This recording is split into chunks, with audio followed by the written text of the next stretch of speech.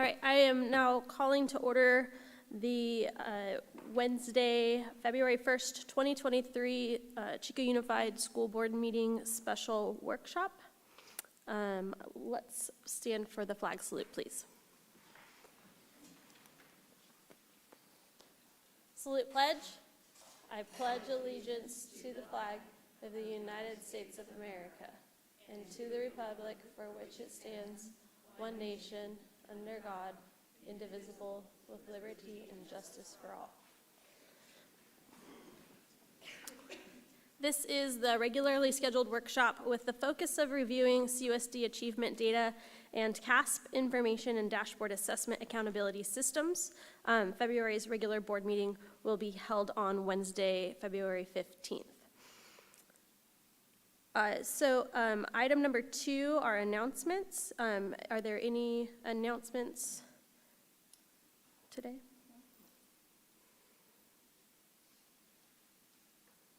Okay.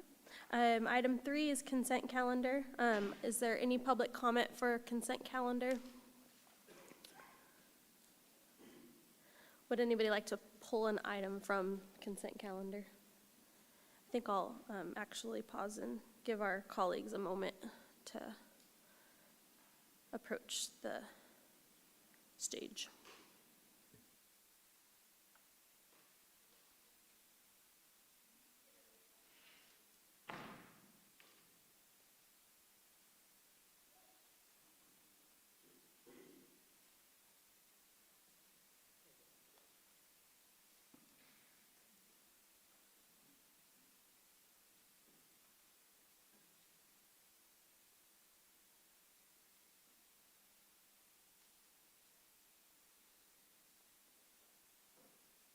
All right, I did ask for announcements, but I'll call for announcements one more time, just since we have everybody up here.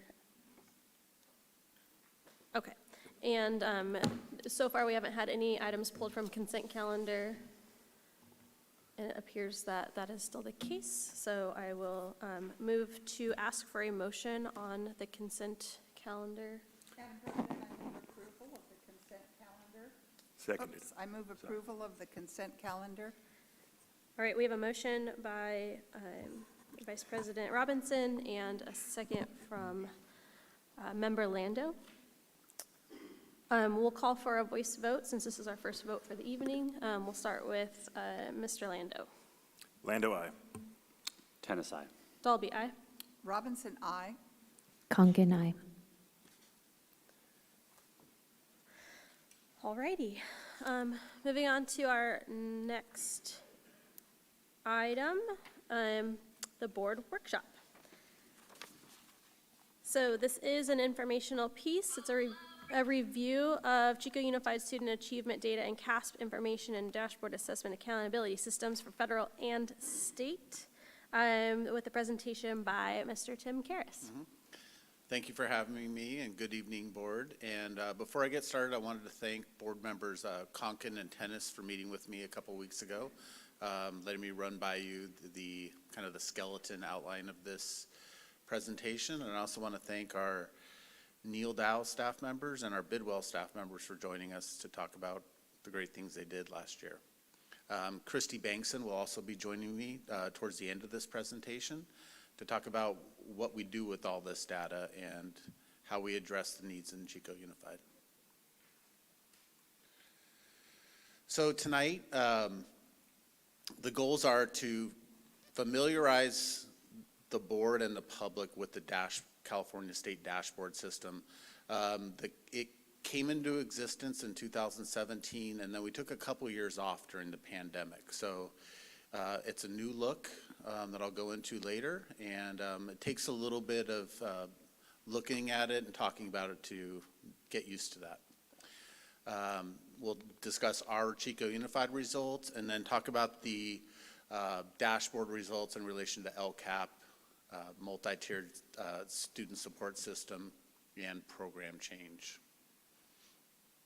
So like I said earlier, the dashboard is part of an accountability system that was put in place in California in 2017 to meet the priorities of the local control funding formula, as well as provide the metrics as required by the Every Student Succeeds Act. So the dashboard is California's response to both state and federal laws. It measures the district's level achievement in 12 areas related to LCFF, okay, the local control funding formulas. The seven state indicators based on qualitative data are what we're going to focus on tonight. There's also 5 local indicators that are included on the dashboard, and these are approved by the board every June. And they are essentially Chico Unified staff doing a self-evaluation of how we're meeting different priorities such as implementing state standards, okay, and as well as working and engaging with educational partners. So if we do those, we get met. So we could be doing really badly in one of those, and by virtue of filling out the form, we'd get met. So not much to talk about there. We're standard met in all of our local indicators, though. Okay, the dashboard itself is on a website, publicly available. It's linked here as well as at the end of my presentation. It displays our performance on each of those indicators I discussed on the previous slide. And as we all know, it was put on hold for 20 and 21 due to pandemic-related issues, such as lack of state testing data. So it's our first look at a Chico Unified Dashboard since 19. The indicators on the dashboard, the metrics, are addressing, like I said, LCFF priorities. So under priority 4, pupil achievement, we have English and math scores from Smarter Balance tests last spring. We have English learner progress. That data comes from the English Language Proficiency Assessments for California, or LPAC, the previous 2 years. And also included in this priority, but not on the 22 dashboard, is the College and Career Readiness indicator. And that is basically a measure of a variety of graduation outcomes, including Smarter Balance tests, AP tests, call CTE, pathway completion, seal of biliteracy, attainment. So it's a mix of a lot of different measures, and it's really kind of sums up why we're here. Tim, have the CTE completion rates been in the data previous to this? Yeah, they have been. They were, okay. They're somewhat hidden by the way the state displays them, but they're there. The dashboard indicators for priority 5 are chronic absenteeism and graduation rate. So chronic absenteeism is absent 10 or more % of a school year, or the days the students enrolled, and high school graduation rate only includes a regular diploma. For LCFF priority 1, the dashboard displays suspension rate, which is the percentage of students who were suspended at least 1 day. Okay, so a student could get suspended for 10 days, and they only count as 1 student on our suspension rate.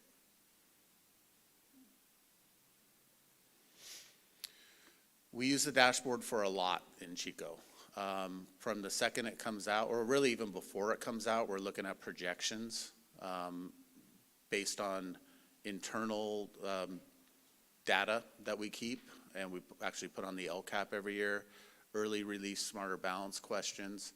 And then once the dashboard comes out, we really take a deep dive.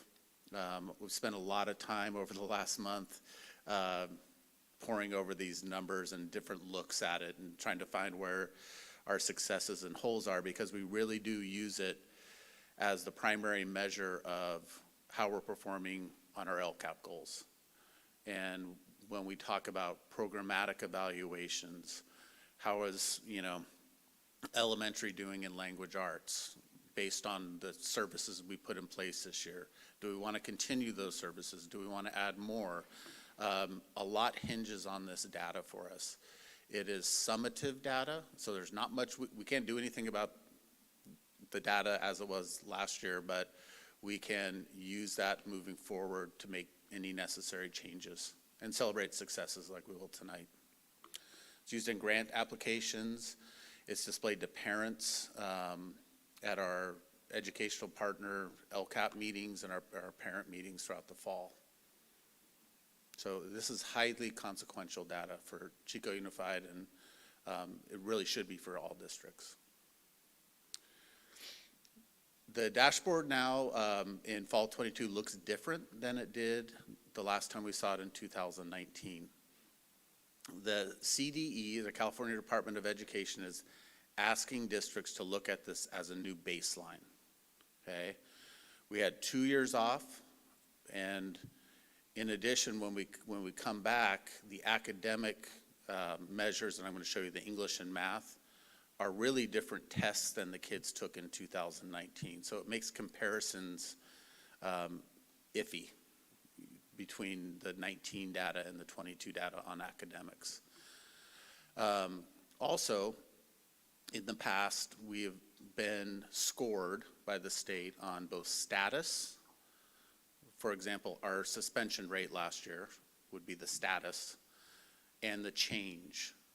And the change would be, what is the difference between our suspension rate last year and the year before?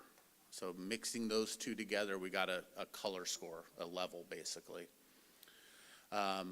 Status only is reported this year because we didn't have data going back for all the measures in previous years. Also, like I mentioned, the college and career indicator is not indicated. So this is what the dashboard looked like in 19, the last time we saw it, and this is pretty familiar to those of us in education at this point. We can see a little dial pointing to a color score, in which blue was the best and the highest performance, and red was the lowest performance. These colors are derived from a 5 by 5 grid, and I'm going to take a second. I think I have a pointer on this. No? Can you blow it up again? So down the vertical axis is our status. Across the horizontal axis are the change ranges. So the state would put us on, for all students, for example, in 2019, we were a medium status, meaning we were -5 to plus 9.9 points, average distance to standard. But we increased, I think it was around 7 points that year. We increased between 3 and 15 points. So where those two levels met on this grid was the color that we get.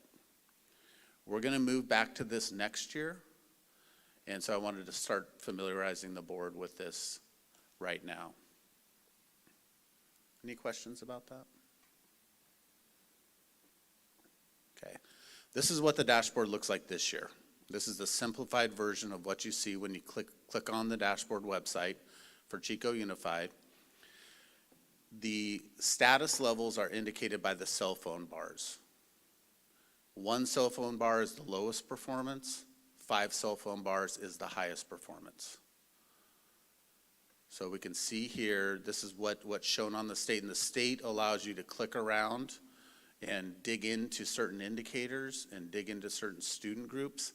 It's a lot of clicking, and it's not super fast and easy if you're not used to it. But this is their effort in simplifying data for the public.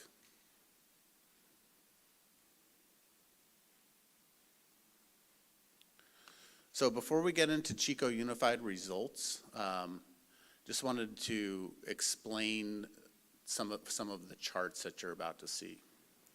When we compare ourselves to other districts, we're comparing ourselves to other unified school districts that have an enrollment within 25% of ours, so plus or minus 3,000, so about 15,000 to about 9,000, and districts that have an unduplicated percentage within 10 percentage points of ours, okay?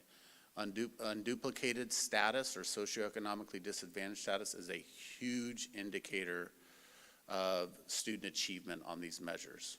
So that's why those two were chosen. Just a little bit about unduplicated students. Those are students that receive free or reduced lunch, and that includes homeless, migrant students, and directly certified students who are receiving state aid through state agencies. They're foster or are English learners, okay? So currently Chico Unified is at about 57.5. Last year we were 58.6% unduplicated. While the state didn't give us colors on the dashboard that I just showed you, they gave us cell phone bars. I chose to add colors to these charts. So red is the lowest performance, so that's 1 cell phone bar. And blue is the highest performance, so that's the 5 cell phone bars, okay? Anytime you see a red box, that means that student group has performed at the lowest performance level for a given measure, okay? So that's how the comparisons were chosen. If we get too fine-grained with race and ethnicity, we end up with no comparisons. So chose the two most important factors in my experience, which are unduplicated percentage and size of district. So we'll start off with priority 4, pupil achievement. And what you see here is Chico Unified compared to our 10 closest comparable districts. And the numbers that we're looking at when we look at English and math are average distance from standard for a Chico Unified student. How many points was the average student above or below standard in Chico Unified? So Chico Unified, our average for English language arts last year was 9.0 points on average above standard. Is the standard qualifier set by the state, by Smarter Balance? Yeah, Okay. so there's scale score ranges for each grade level, and they differ. They go up as the grade levels go up, and there's a line right in the middle that is the standard met line. So it's how close are those kids to that line? And as we look at this again next year and the following year and into the future, as we build off of this baseline, does that standard shift based on the results from that year? It hasn't in the past. Other indicators have. Typically, the State Board of Education is finalizing the nitty-gritty details all the way down through November, right before the dashboard comes out. So I expect to see that again in the future, where they're kind of finalizing those cut points and things like that. So you can see we fared much better than our comparable schools in English language arts, and I think that's you're going to hear about one site in a couple minutes and the great work they did on English language arts. But I also think as a district as a whole, we had a lot of momentum going into the non-testing years in English language arts, and we had put into place practices that led to really good results prior to the pandemic and allowed us to maintain during the pandemic. Yes. Tim, just so that I'm clear on exactly what we're being measured by, when we talk about standards, these are the California Department of Education standards that they've set, and I get the baseline, where it says standards met at 0. How do you generate 1, 2? I mean, what moved us to 9? So before the pandemic, we were 9.3. So what this is telling us is maybe 9.2. I'm sorry, but what this is telling us is that the average Chico Unified student that took the Smarter Balanced English Language Arts met the standard. They scored 9 points into that standard range on their scale score. Okay? And while, it's good to be ranking well with our comparison sites, our districts, we're always looking to grow, and you'll see that reflected in our LCAP goals this year. In the past, it's typically been, we want to score, as the state terms, increased. So we got to get at least 3 points better every year, as well as close achievement gaps that I'm about to show you. Yeah, that change rate is one of the things I remember that we've targeted in the last 4 years, I think, with Yeah. LCAP. Yep. So that's good to hear that we've got that same target of not just what did we score, but how much did we grow? Right. And again, like when we sit down to write LCAP goals, they will be written around that number right there. How much do we want to grow?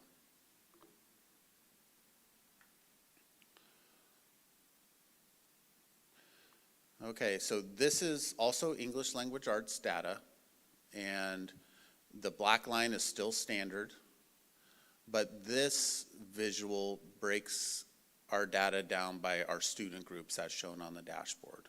Okay, so the dashboard is very much focused on telling us which groups of kids are excelling and who needs more help. Okay, so, and we are held accountable for every student group, and I'll get into that later, and improving performance by student groups. So what we see right here is we see the blue all students, the big fat bar. That's because the bars are sized by the number of kids. Okay, so as you get to the thinner bars, that means that we have less kids in that student group. Okay. It's also important to remember that when we talk student groups, that students can be part of multiple student groups. Okay, everybody's part of all students, but we could have a Hispanic, special education who's included in that, foster, on and on and on. So most kids in Chico Unified are part of at least 2 student groups. So we can see at the bottom, homeless youth, foster youth, and students with disabilities fell into the lowest category. Okay, and that comes into play when we talk about accountability that I'll go through after the data slides. Okay. When we take a deeper dive into smarter balance data, one of the things that jumps out to us is the separation that we see in our district and in districts across the state between the performance of socioeconomically disadvantaged students and the performance of those students that are not socioeconomically disadvantaged. You can see here that, and the actual numbers aren't super important here. What I want you to see is the spread. So the blue dots are our not economically disadvantaged students. The green dots are our socioeconomically disadvantaged students. So we can see the spread, and this is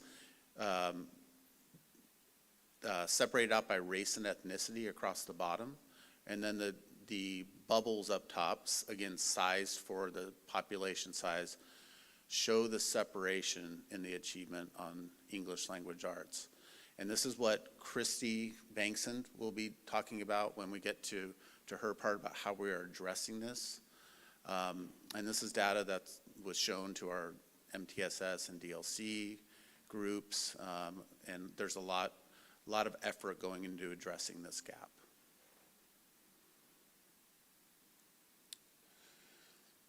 So when we get to the site level, we had some great successes in every area. In English language arts, Bidwell Junior stood out. This is Bidwell's comparable schools. Each bar is a school in California that's about the same enrollment and about the same unduplicated count. And you can see they're right up there near the top. Okay, so I invited Hollis Sincero and Dave McKay So come on up. And I'm going to tell you a little bit about how they did this. You guys look like a couple of roosters strutting up to the podium there. So Tim asked me a couple weeks ago to come talk to you all about why we think it is that maybe Bidwell was able to grow, especially through a pretty challenging period of time. And I'm sorry, I'm pretty nervous to talk to you all. I can talk to kids all day long. You just This seem is really not my excited. jam. You don't seem nervous at all. Okay, You just good. seem super excited to tell us about this, so we're ready to hear I it. am. But I will say, it's a question I've been asked a fair amount. I feel like you probably have been too. And I know it's a question I've thought about a lot, stemming all the way back from last June when I wrote Dave an email and said with the finger cross emoji, ELA scores look pretty good, right? Because I wasn't even sure, was I really understanding this correctly? Because I was so proud of what our kids had were able to accomplish. So, in terms of trying to pinpoint something that caused this, there's not one thing, but I think it's reasonable to assume that collectively there are things that we've been doing even prior to the pandemic that just have been working well at our school that we're really proud of and we'd love to share with you. And then we just hope to continue to build on that momentum because, something we're very mindful of is 1 year does not a trend make. And so we get nervous to be overly excited or nervous about how we did. But we kind of just came up with a laundry list, I guess I would say, of ideas that center around our academics and then socio-emotional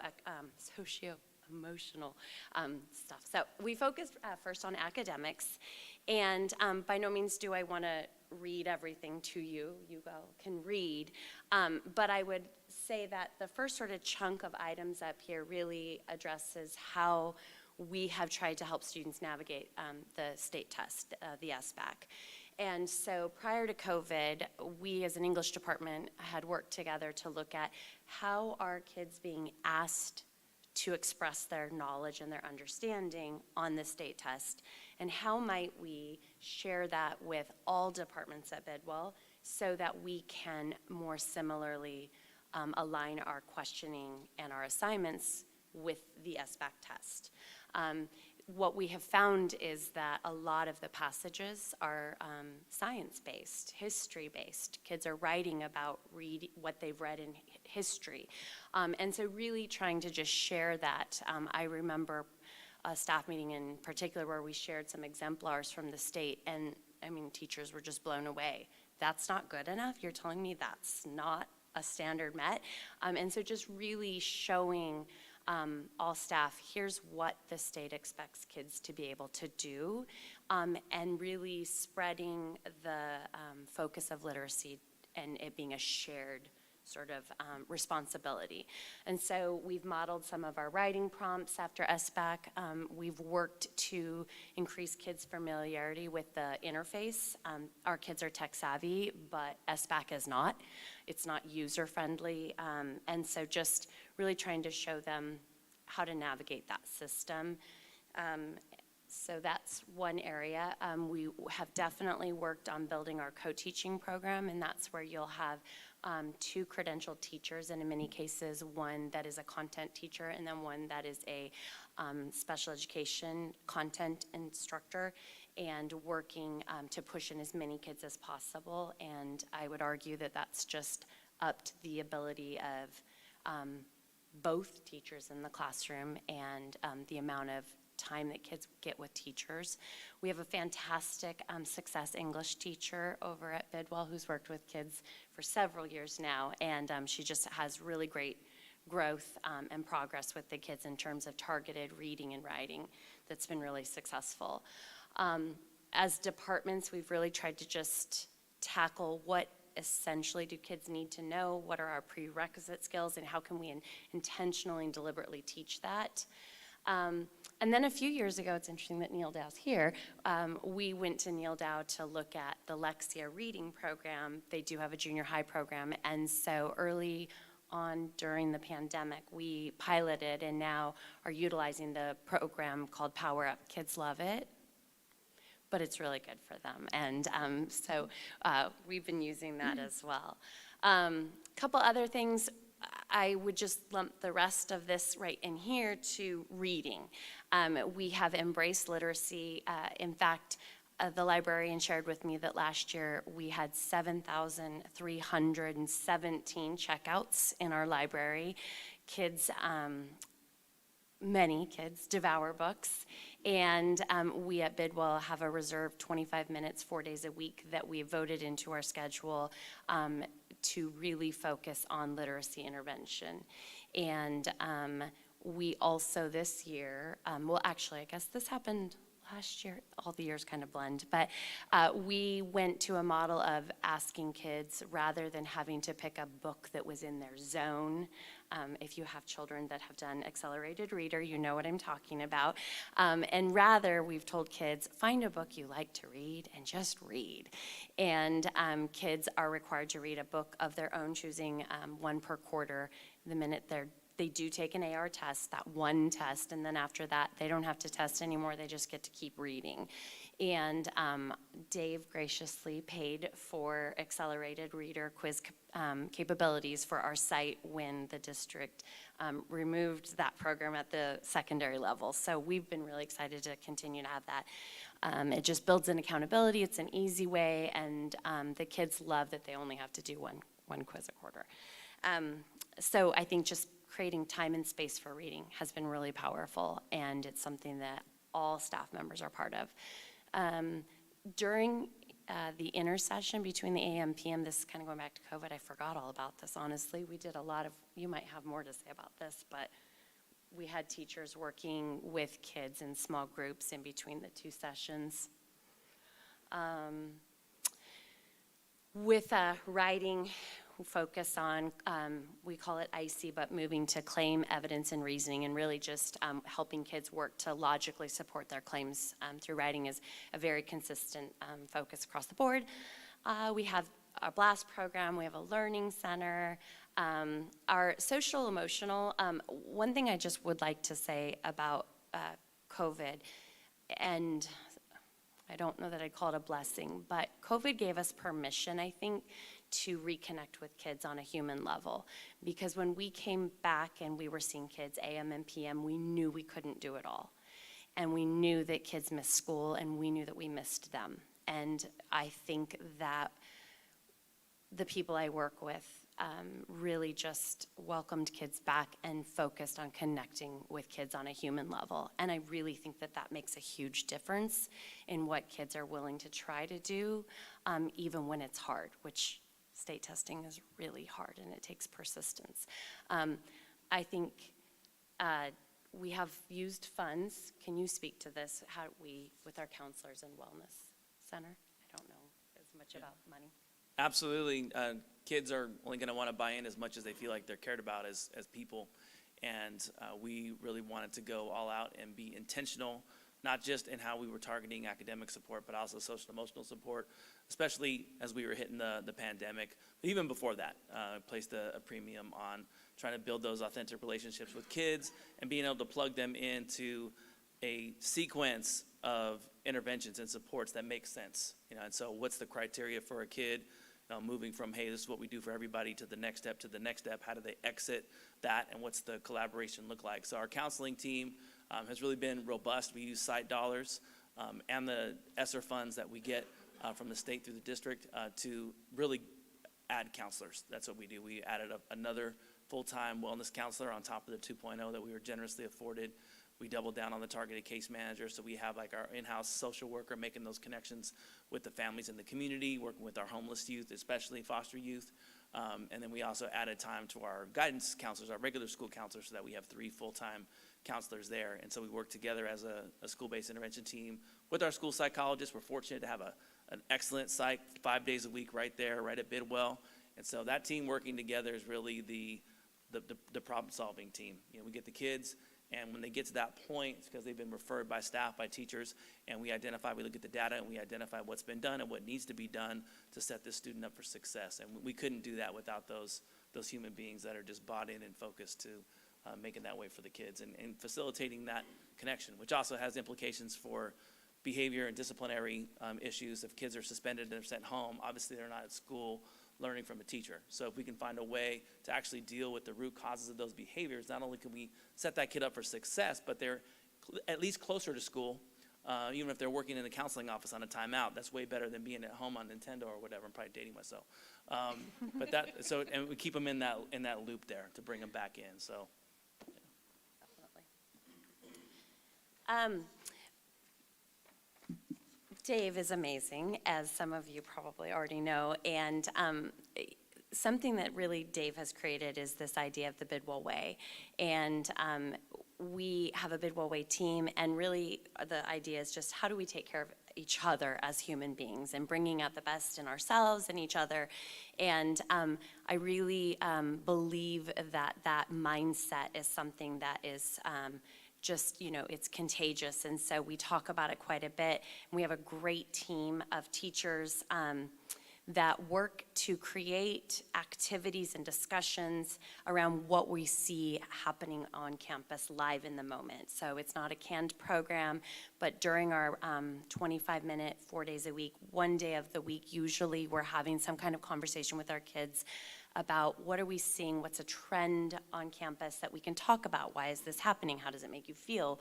What would it look like if we could fix this in some way? And so that's been really powerful in, I think, helping kids feel like they have a voice on campus and feeling like people care about them. Two random things we put on here, but I would argue I think this one's a big one, our schedule.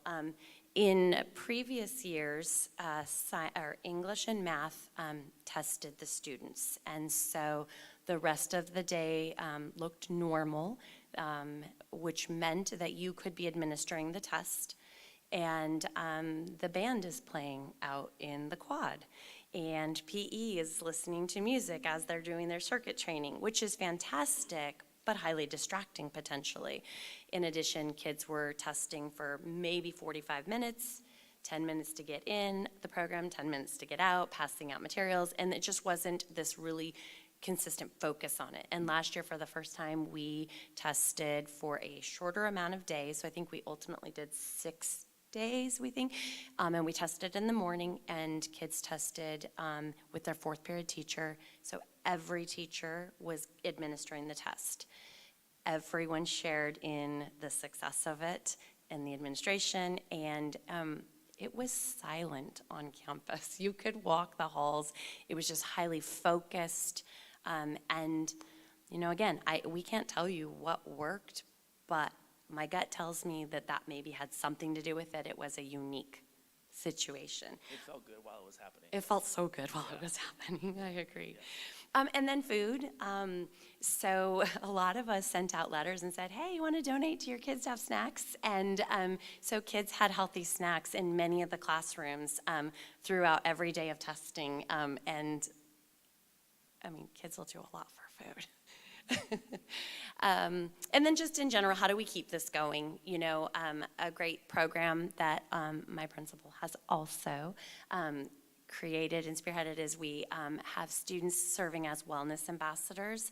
And this is a new program we started last year, and we're building on that just to increase leadership in all types of students feeling like they belong at Bidwell and having a place at Bidwell. We also have a student school climate advisory that is just students, where they get to come and talk about what they're feeling and seeing and being part of the solution.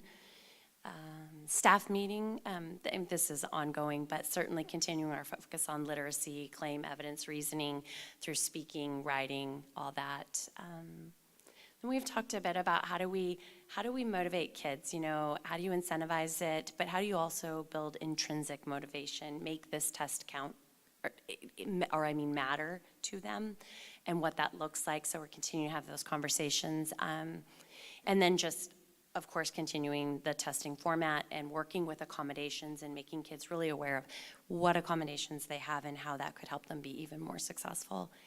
And one thing to note with the cooperation of the district, The Common Right, which the junior high language arts teachers administer, we actually this year used the SBAC interim, which is a practice.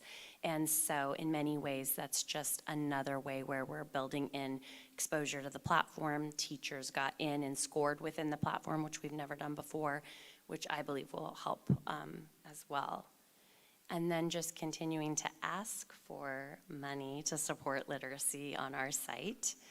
And that's kind of it. I don't know what the magic pill was, but it was great, and we hope that we can continue to build on the momentum. Do you guys have any questions? I'm sorry, I did a lot of talking there. It happens. I have a question.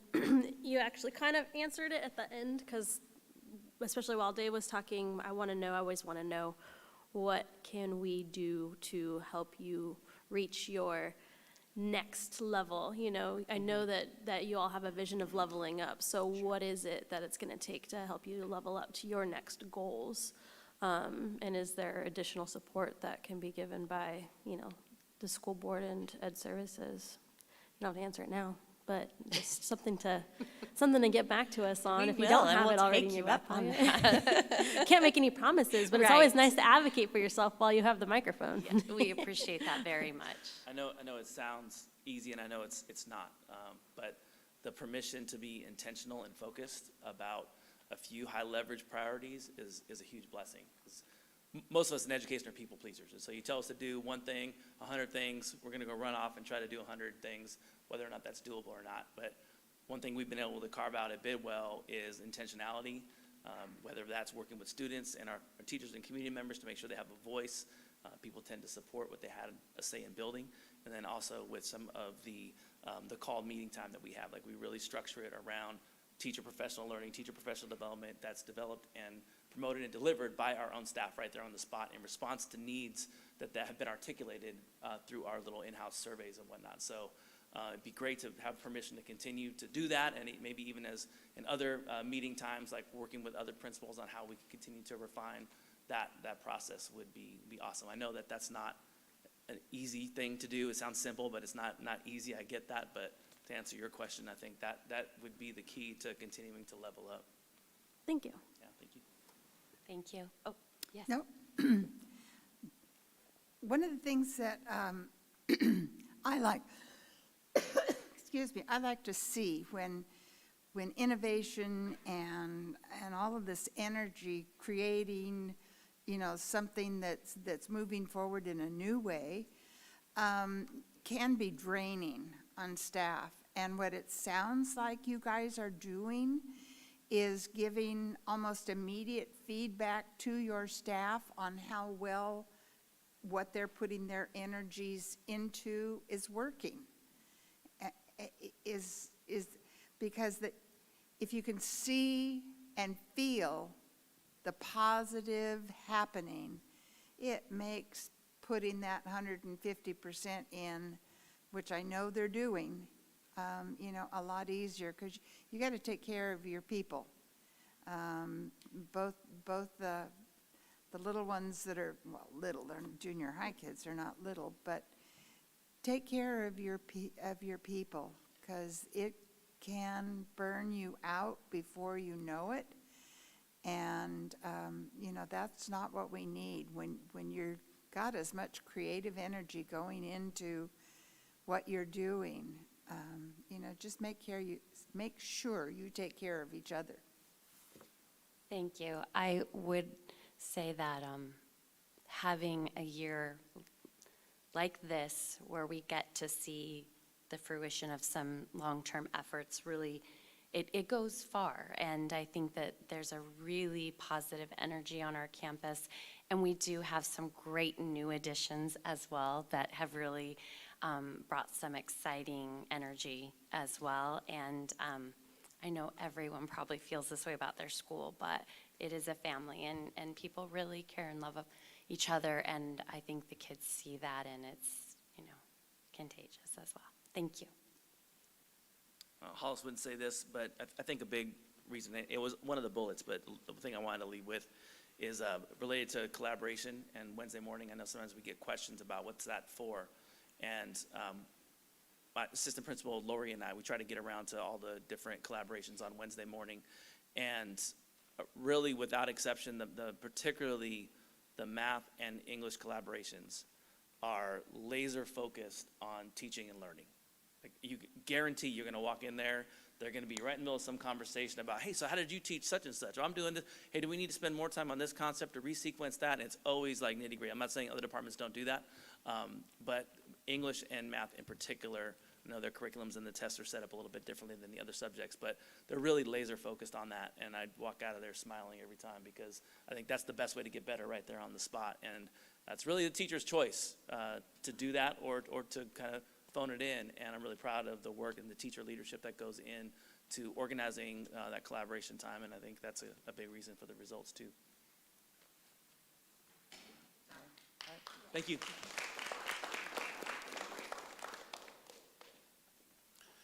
So thank you, Hollis and Dave. I just wanted to add a little bit about Hollis. She is a district leadership council member and was a MTSS site lead last year. And what she does for English and Chico Unified's secondary is amazing. That junior high common right up there was trained by her and her colleague. And at the end of October, beginning of November, it was a heavy lift, and I think it's going to be a highly, highly consequential training, getting teachers going in there. And she was also instrumental in the implementation of IXL for English. So thank you, Hollis.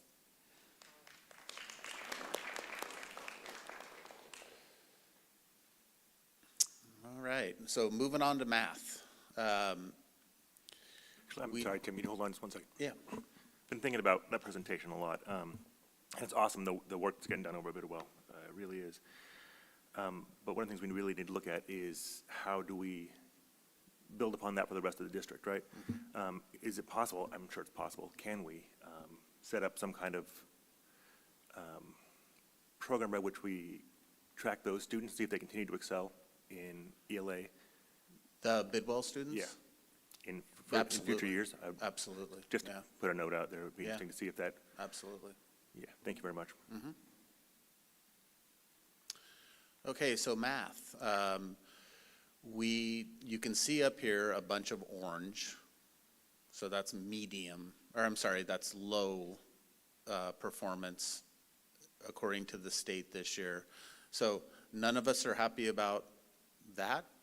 That being said, math scores across the state are much lower than English language arts. You can see we're at the top of our comparables, which is great, and it's an achievement because it speaks to the work that staff and students and families did throughout the pandemic, and we fared better than most coming out of the pandemic. However, this has been a focus point for Chico Unified going back to 2019, and a lot of work has been put in identifying grade levels and courses where kids start to falter a bit. Changes have been made this year with the implementation of the block schedule at both high schools. Students in need are able to get a math lab course in addition to their integrated math 1 or math C for extra support. So we're very hopeful with that. Also, both high schools have changed the criteria for which they advance students on to the next course. So in past years, we have had kids taking this test who had never even seen the material by the time they get there. Both high schools have worked to change that, and I'm very hopeful to see those results of that. We've also added, I mentioned IXL for English, we also added that for math for students junior high up through integrated math 1 at the high school, as well as some other assessments that are intended to show readiness for the next course in the progression, Math A to IM3, allow teachers to know what their kind of skill levels they're dealing with coming in. Possibly those results could be used at the transition years for placement into courses. So there's been a lot of work, and there's a lot more work to be done. But I am, like I said, I'm proud of the way our teachers and kids and staffs as a whole made it through the pandemic. And we were all concerned about a big drop. And in fact, we did drop, from 19, like I said, it's hard to compare. We did drop a bit, but even before that, we were kind of flat. We never saw the big growth we had seen in ELA. So we are continuing to work on that with our DLC group and in Ed Services. And we're hopeful that the changes this year are more steps along the way for that. But yes, we do see scores across the state much lower than English language arts. I have a question about the impact of, I don't know if it's called leveling, or my concern is that we not that we don't put everybody that's at the same level in the class together and not have a mixture of kids that can move higher and faster that can help bring the others along. It seems as though we forget that kids are good at tutoring and helping each other, just in the way they discuss what they're working on, help each other in small groups and things. But I don't want us to get to the point where we don't have a mixture in our classes. I understand that you don't want to put a kid in where they have no chance of success. You don't want to do that, because, then they're out the back door and could care less about making it to the math class the next day. But, let's at least allow our kids to come together and help each other through the process. Yeah, so the course progression requirements at high school will address that to a certain degree. But in any case, in any classroom, as you're well aware, you're going to have a span of students.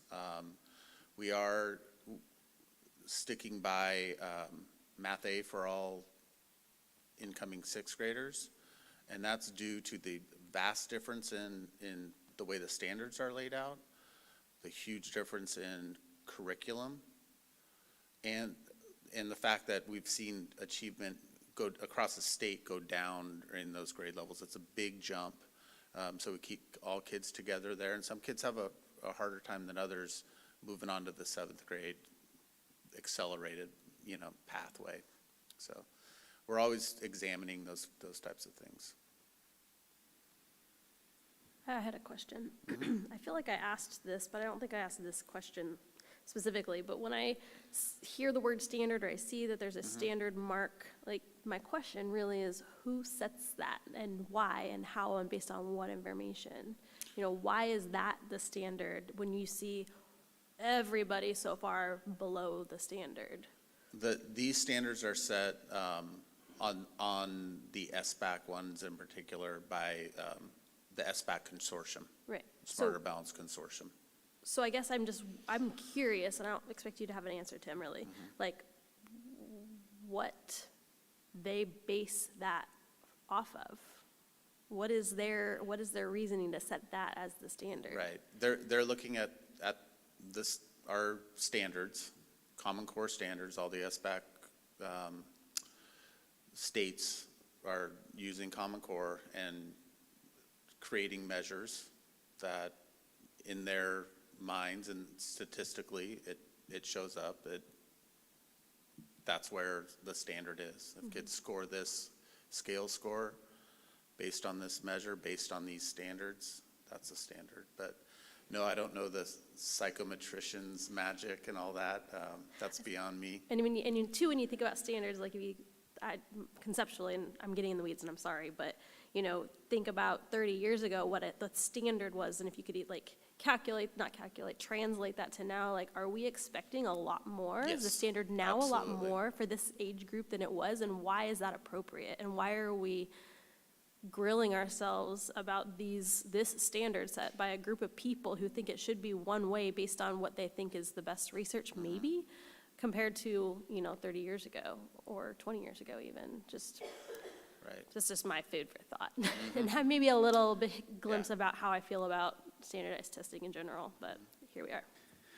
As a follow-up, I think it'd be interesting, and since we only have one agenda item really tonight, it'd be interesting to see like a who's who of districts that really are meeting standard, in California or the world. It'd be intriguing to see what those communities, look like.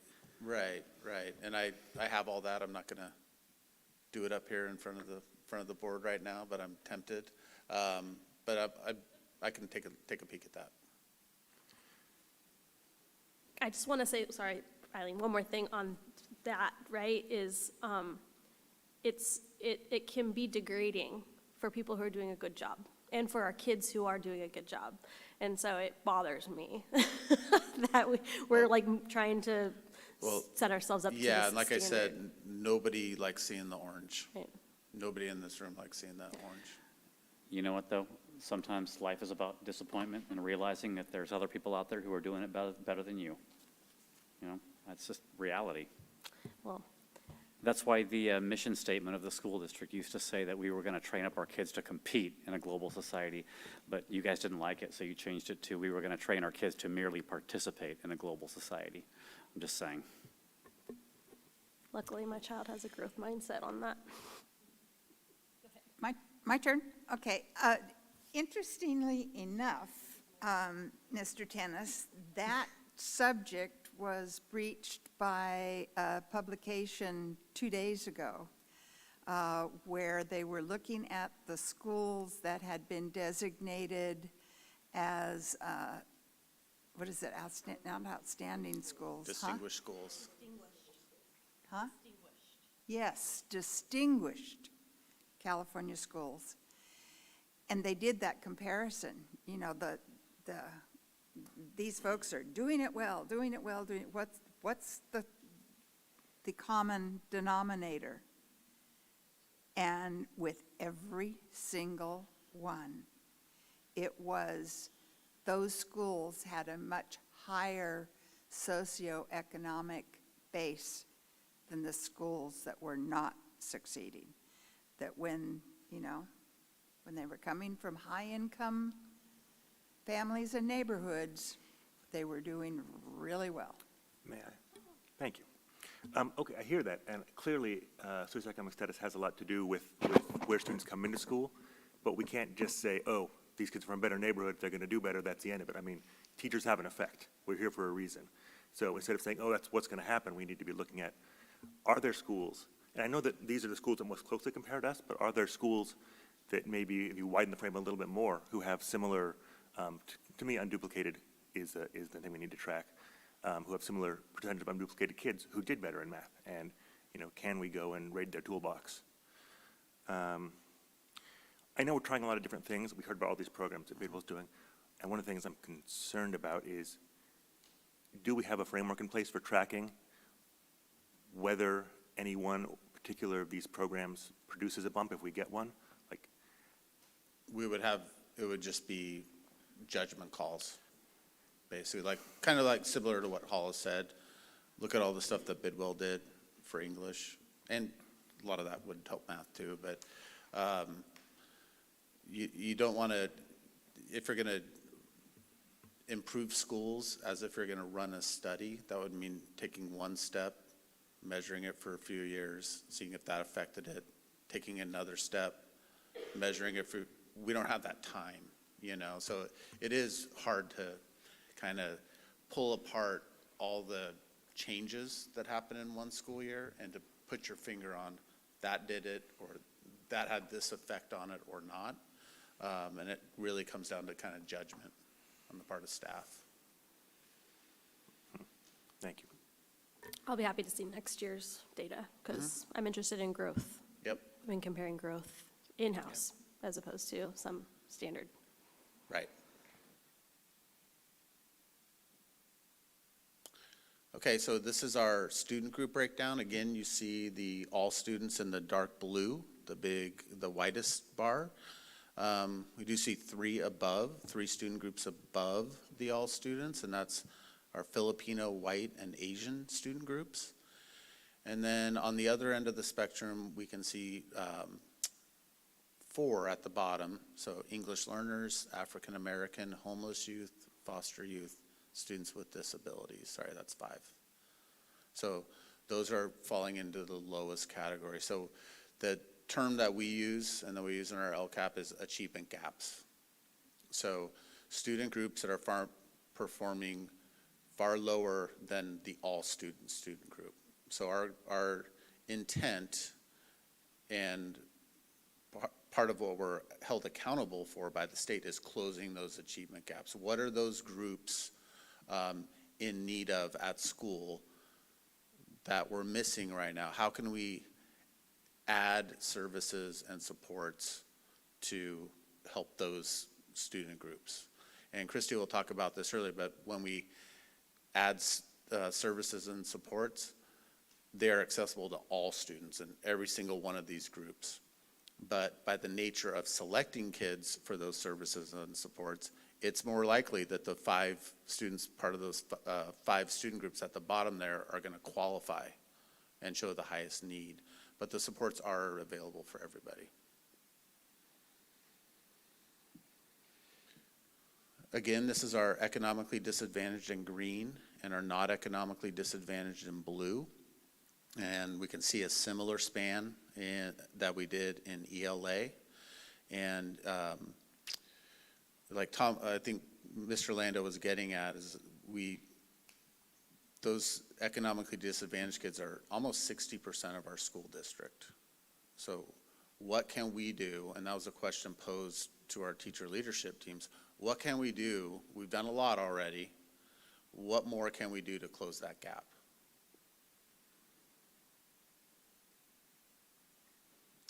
So now I'm going to turn to Neil Dow, and this is their math scores, and you can see comparable schools. You can see a couple green ones up there, but the vast majority are in the orange, and that's what I'm talking about when you look out across the state. We see math scores lower. Neil Dow obviously fared very well compared to its comparable schools.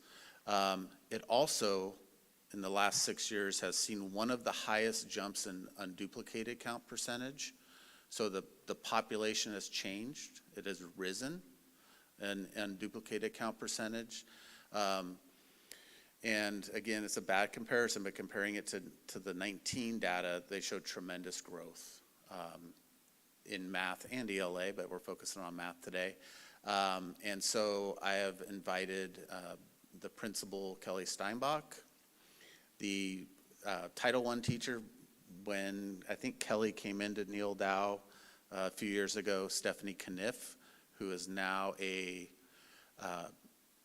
assistant principal at LCC, and Marisol Lopez, who was Title I last year, and now is an assistant principal at Rosedale, and then Melinda and got all nervous. I was like, Melinda Hildebrandt, who's the new Title I person here. So I'd like to also add that these are MTSS and DLC members or former members, so they've had leadership positions in the district for a while now, and they put quite a system in place. So I'm going to ask them to come on up.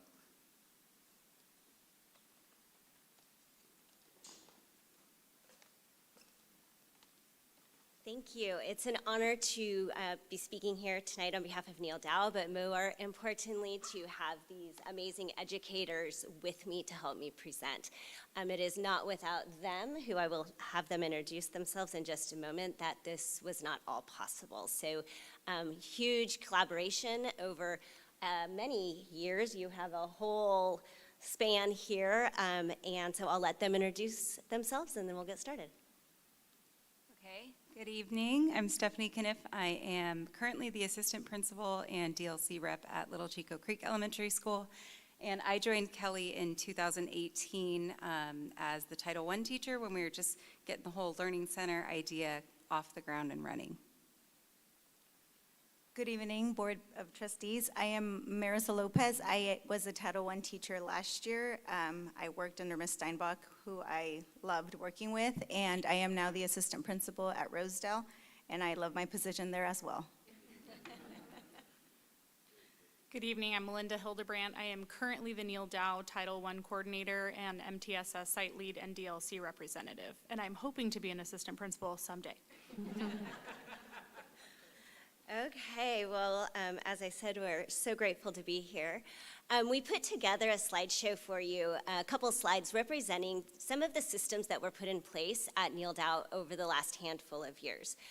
We started with a PLC process that was new to Neil Dow. We put into place a learning center, supporting growth for teachers, and a tutoring program. So the PLC process, the professional learning community, we meet every 6 weeks. This is when grade levels meet with both the Title I teacher and myself, and we go over classroom data as it is attached to assessments. So I'm going to turn it over to Stephanie for just a minute here. The PLC process was really put into place with our collaboration.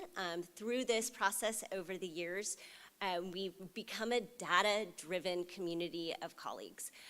We went from not being able to discuss data as a staff to now this is what our staff meetings are focused on. So it's been through the PLC process that we've had this change.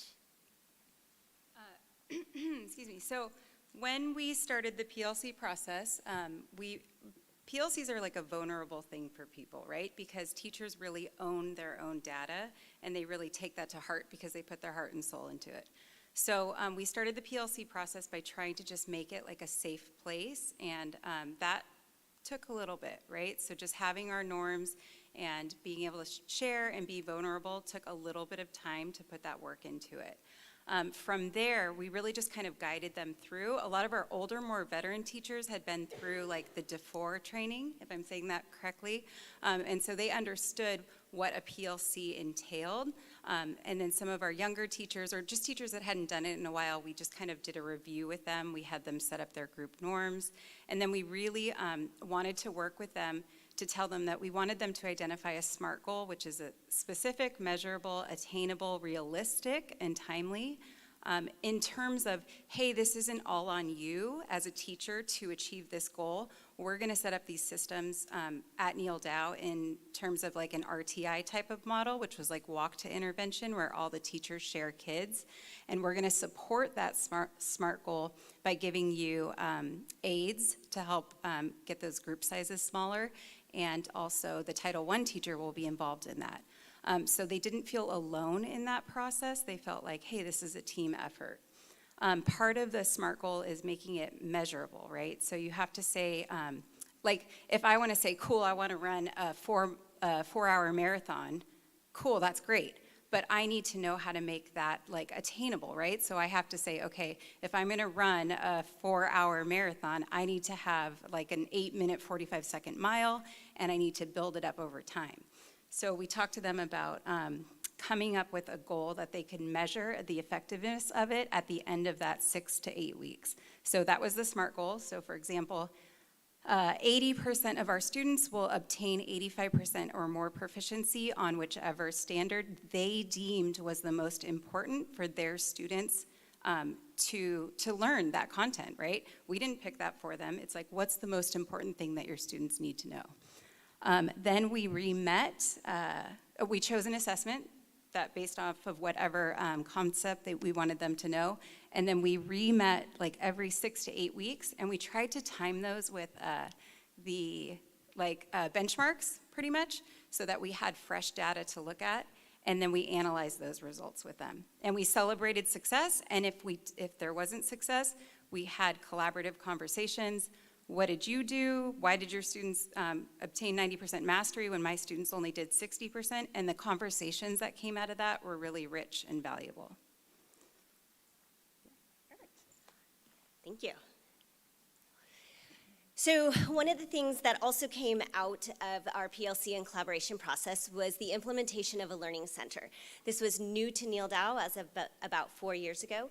We have explored learning center with both ELA and with math. And essentially what happens is using assessments, either iReady data, smarter balanced interim testing results, or math instruction, which could be standard math reviews, teachers would target groups of children who didn't understand or were having trouble in certain key target areas, and those students would then go in the afternoon for an additional 30 minutes of instruction based on their exact needs. So we were really able to target student growth and watch that happen. And we kept the data in it. We have a really nice view of how that worked. And I'm gonna turn it over to Marisol. So last year, throughout the year, I was constantly making sure that I was analyzing our school data. So after each benchmark assessment, I would go in and pull the data and pull the kids that were below standard or approaching. And I would reach out to teachers. I felt that communication with teachers was very important, and something that Ms. Steinbach was really good at too is we would send out kudos to staff and letting them know that they're doing a great job. And that also helped with our student growth. Throughout the year as well, after our math diagnostic, I would pull that data as well and ensure that all the students were making growth. And if they weren't, we would provide a quiet setting in our learning center, and we would pull those students, and they would have a small group testing space, and we would celebrate growth with our kiddos. We had a Rock the Test assembly where we boosted their confidence and let them know that they're capable of making growth, and that this is the chance they get to show us everything they've learned all year. We provided the teachers with some care baskets, with some snacks, some gum, and just motivational little posters that teachers were able to put in their classrooms. And I felt that the students loved that.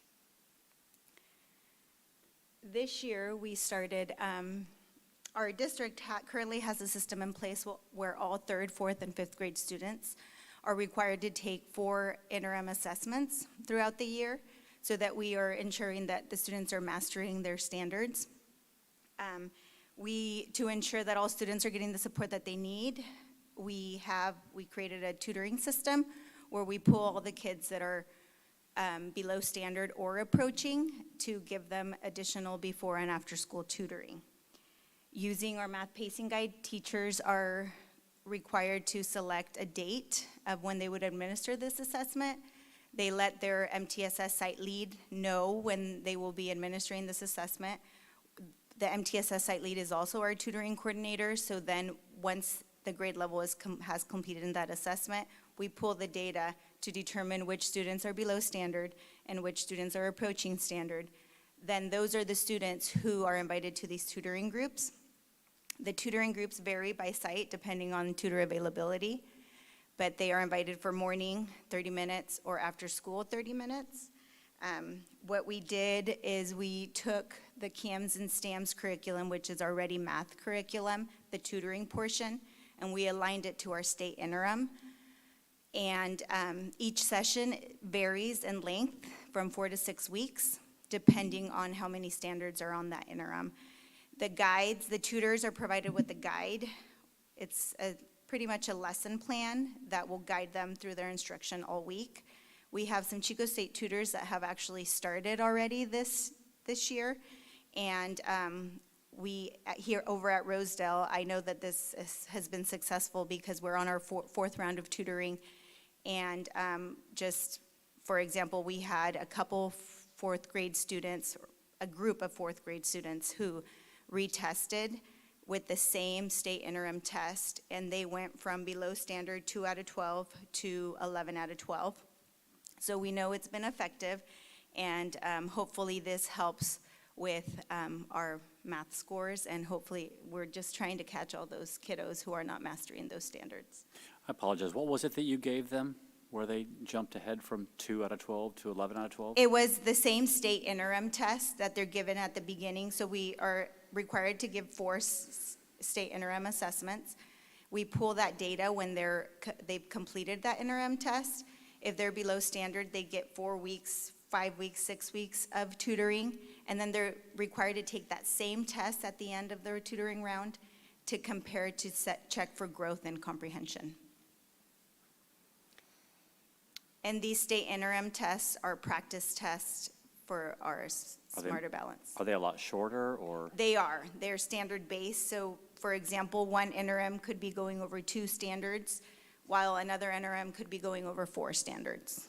So when David McKay said that he gives students practice test questions, how would that be different from what you're describing? I think it's the same thing. The interim that they were practicing, there's interims for all grade levels, 3rd through 12th grade.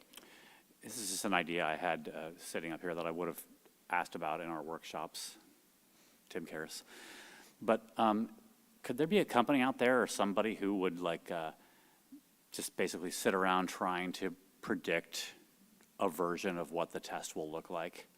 You know, like in its full glory, you know, just a preview version, well, weather forecast, so to speak, of what this thing is going to look like for your kids, that you could, you know, if you wanted to really geek out on this and teach to a test, you could, you know, hit the kids with basically an exact prediction of what they were going to get in a couple of weeks.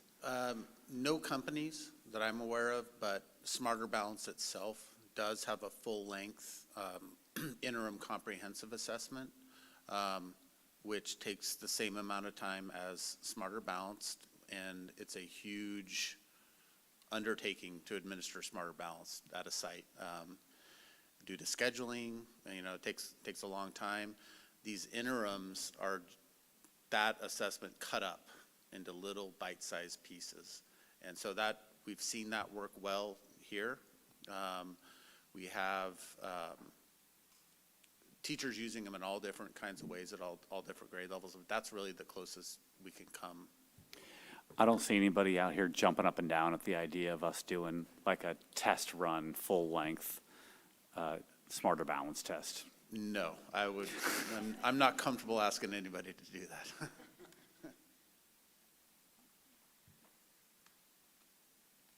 And that, Thank you. So most importantly, I want to stress that we also know the importance of supporting our teachers. They are the ones who are doing the hard work and doing it together collaboratively with their grade levels.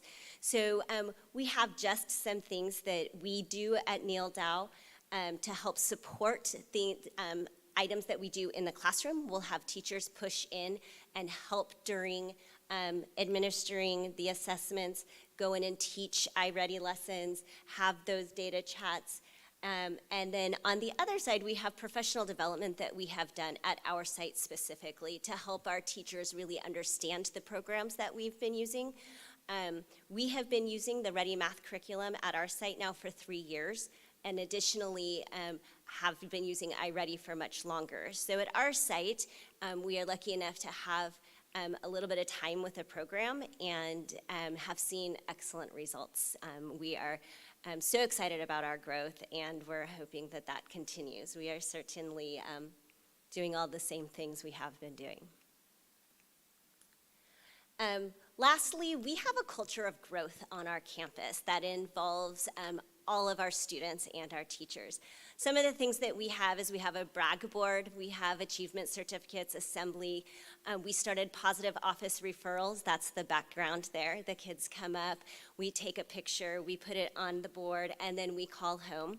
Last week I made 2 parent phone calls and had 2 moms crying because their kiddos are the ones who don't normally get those kinds of phone calls home. So to be able to share that with those families has been great. Most importantly, we have a data-driven culture by all. All of our students are engaged in their growth. Recently, we just gave the iReady diagnostic. The window just closed on Friday. And students were aware of their growth and were asked and shown their results. and had the option to retake the diagnostic, which is no small feat, if they chose to.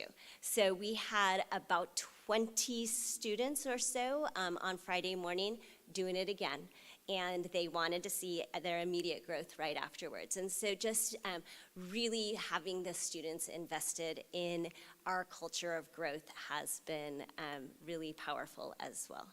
Yes? For those 20 so students, was that definitely specifically student-driven, or is there probability that any parents were like, you will retake this kind of thing? No, it's all student-driven.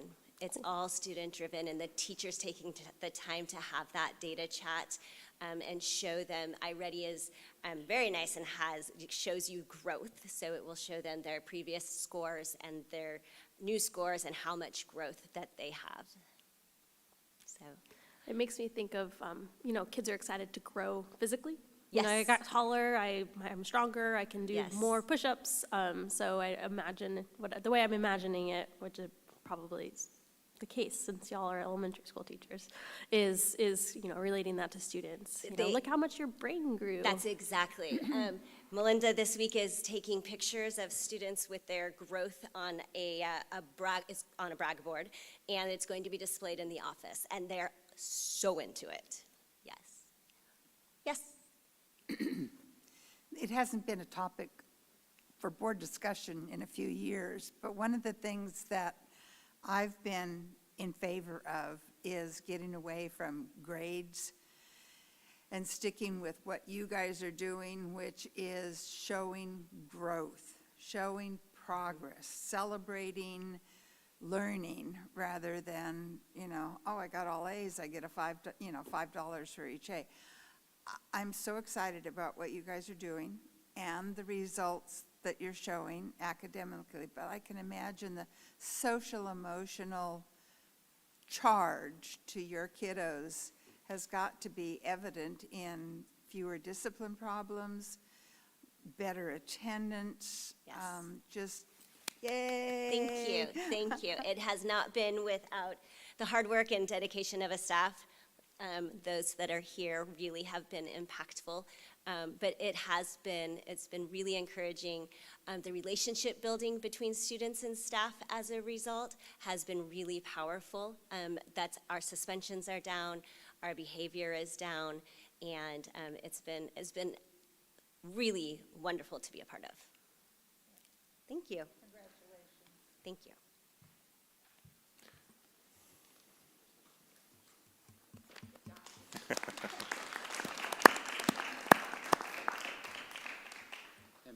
Board Member Lando, you asked about kind of like filtering it out to other schools also. And these guys have been the leads for it, but the things that they're talking about right now are totally filtering out to other schools. And their leadership, they're on that DLC group, the District Leadership Council, so that becomes a pervasive conversation about how do we put these structures in place at other schools, et cetera, et cetera. So the things that they have created and put in place now, you're seeing versions of it, maybe not quite as honed yet, but these things are happening throughout all the elementary schools right now, which we love seeing with those things as well. I was about to ask about that. Thank you very much. Tim, before you go on to Sure. the next topic, because I see we're going into kind of the deep dive on some of the student groups, a question that I had that came up during that presentation is, I'd imagine it's hard because we're starting with a new baseline, but I'm curious if the interim tests are turning out to be a good indication, those formative tests, are they turning out to be a good indication of how the summative's gonna end up being? The interim tests are such a small sampling that it would be hard to call that an indicator of the entire test. It absolutely does help, staff and students get mastery on a certain set of standards. And also important is it builds familiarity with the testing system for both students and teachers. Yeah. But it's really narrowly focused when we get to the interims. Well, and two, I feel there is a big value in the interim test because it is formative, and you can see growth, and you can go back and you still are with that student, but really with the final end of year testing and you get that below or at standard, that really rigid mark. I'm just curious if, there's going to be, we should be able to see a trend or a relationship as we attain more data in the next few years that will demonstrate that the growth translates into exceeding or growing overall with that standard marker. Does that make sense? Right, that is Okay. the hope, and that's what we've seen over the years. You see where I'm stuck Right. on growth versus like this line to Right. pass? Right. Okay, thanks. Before we go on, also, at the beginning of that discussion, we looked at, there were some schools in California similar that did really well, that had positive growth, or that have students above standard on average. Have we reached out to those schools? Do we have any means or plans to do so, to find out what's going on over there? At the district level, we talk about reaching out, particularly around suspension rate to other districts, and that's coming. Site principals were given this viewpoint, and they can see every school, and they can see what schools are above them and what schools are below them, so they're certainly free to do that. I'm unsure if people have contacted those sites. I hope we can encourage them to do that in some way. I know it's, like I said, in the same way that classrooms are often kind of, this is my kids and my Right. dad. I feel like schools are often the same way for principals, but if there's people who are doing it well, they're already. Right. Principals have done that in the past, I know I'm for sure they sure. And I would expect that to continue. Okay, moving on to the third academic indicator. This is the English Learner Progress Indicator. So what this percentage is telling us, so we are at 54.9%. What that means is that of our English learners, over half of them either grew one performance level on the LPAC test over the previous 2 years or maintained the highest level.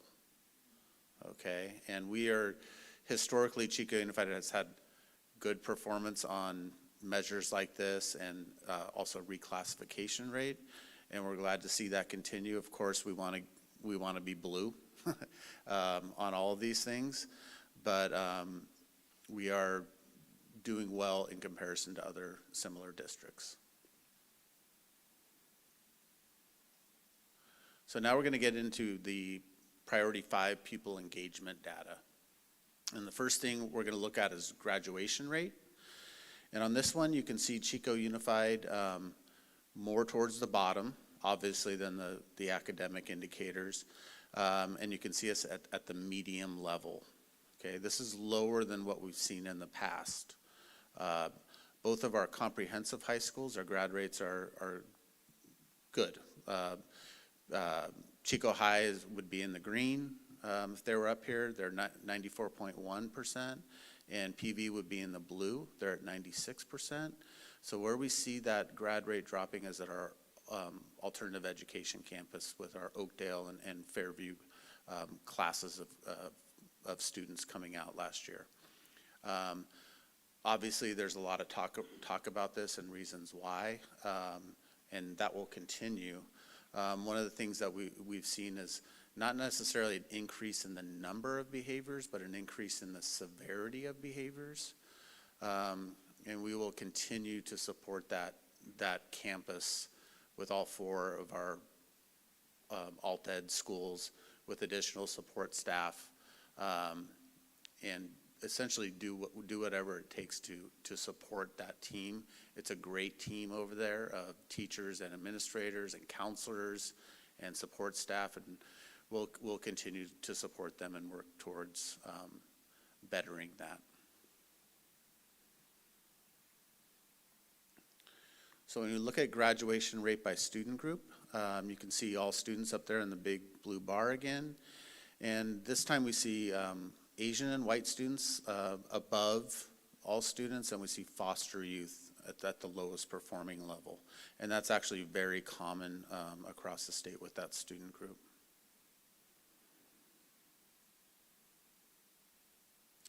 Moving on to chronic absenteeism, it's probably no surprise that every district on here is red. That's the lowest performing level. And the reason is quarantine. essentially. The rules around the pandemic forced students out of school more than I've ever seen it, and hopefully I ever will see it again. You can see we're at 27.1%, kind of mid-range or a little bit above mid-range with our comparables, but still very, very high. So that's probably roughly a 300% increase from 19. It's a significant increase, and we see that across states, or I'm sorry, schools, districts, and student groups. It's no surprise our attendance is better this year, but it's still not back to normal. So we have some work to do there. A lot of kids sick this fall especially. And you can see here that all but 2 of our student groups, including all students, were in the lowest performing, at the lowest performing level.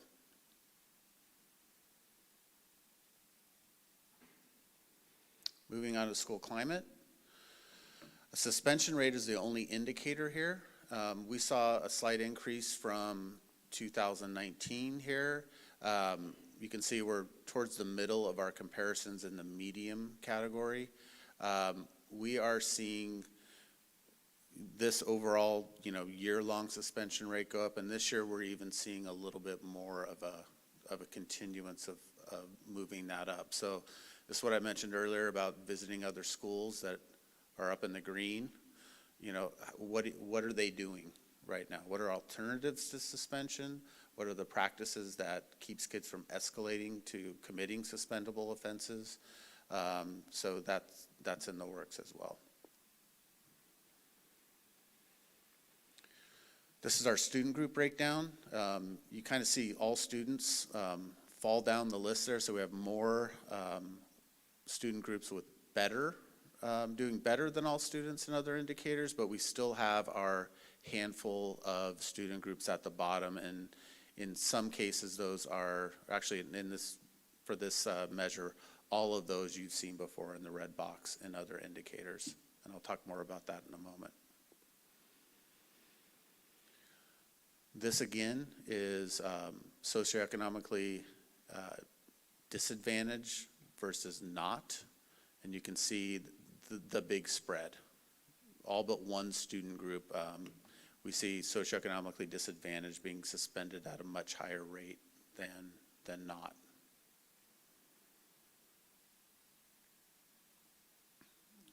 So overall, the celebrations are our academic performance when compared to similar districts, including that English learner progress indicator. And then site level performances such as Bidwell and Neil Dow, who you heard here tonight, but there's lots more successes. Junior highs in particular were very strong in English. It's just, we could be here all night if we went through all the site level data. But principals were given that data, I think it was right after break, a way to look at their comparables and things like that. So some nice celebrations. Even on those celebrations, we still have work to do. We're always in a growth mindset, like we need to keep growing and getting better, and that's reflected in our LCAP. So challenges, rising suspension rate, like I mentioned before, we went up last year and we're still seeing it creep up, not drastically year to date this year compared to year to date last year, but it's not going down. So that's a challenge.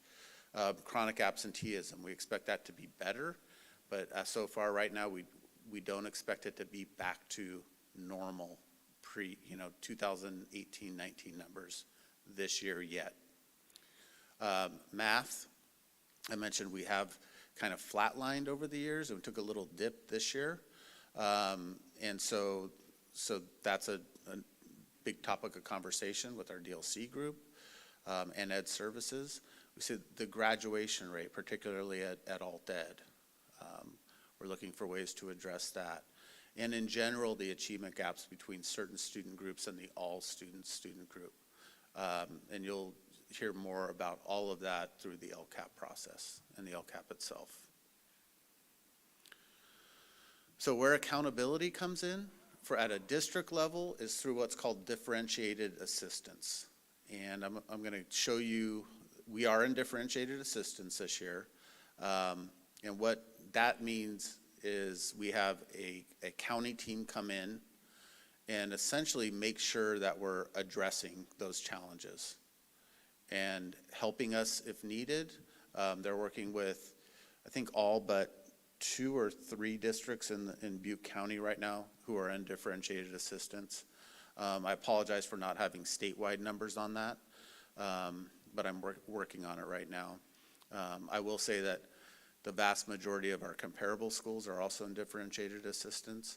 And in addition, if we have a student group that falls into differentiated assistance criteria for 3 additional years, we need to write an additional LCAP goal.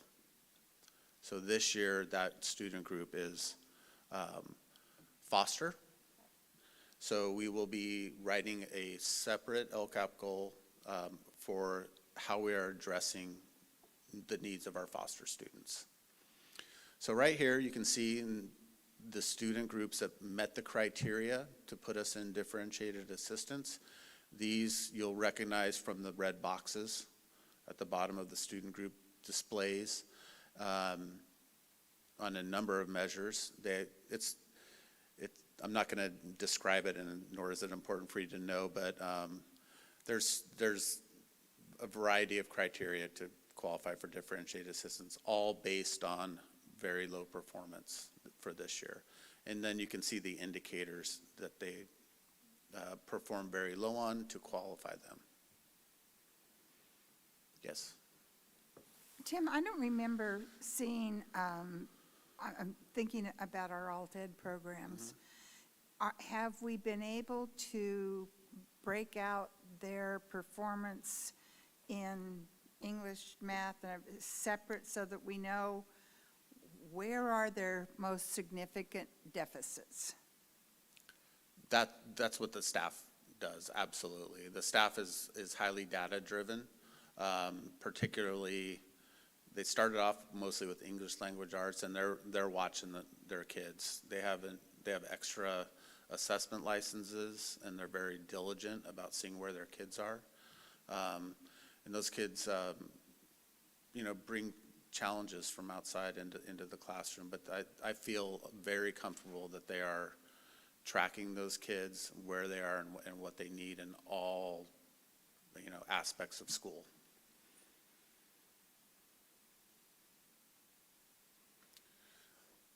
So at the school level, there's, or let me back up to differentiated assistance again. Differentiated assistance is a state level accountability program. At the school level, there's federal accountability, and there's what's called comprehensive support and improvement, or we call it CSI, and that's Title I schools only. Also based on student group performance, and then additional targeted support and improvement, ATSI, or just plain targeted support and improvement.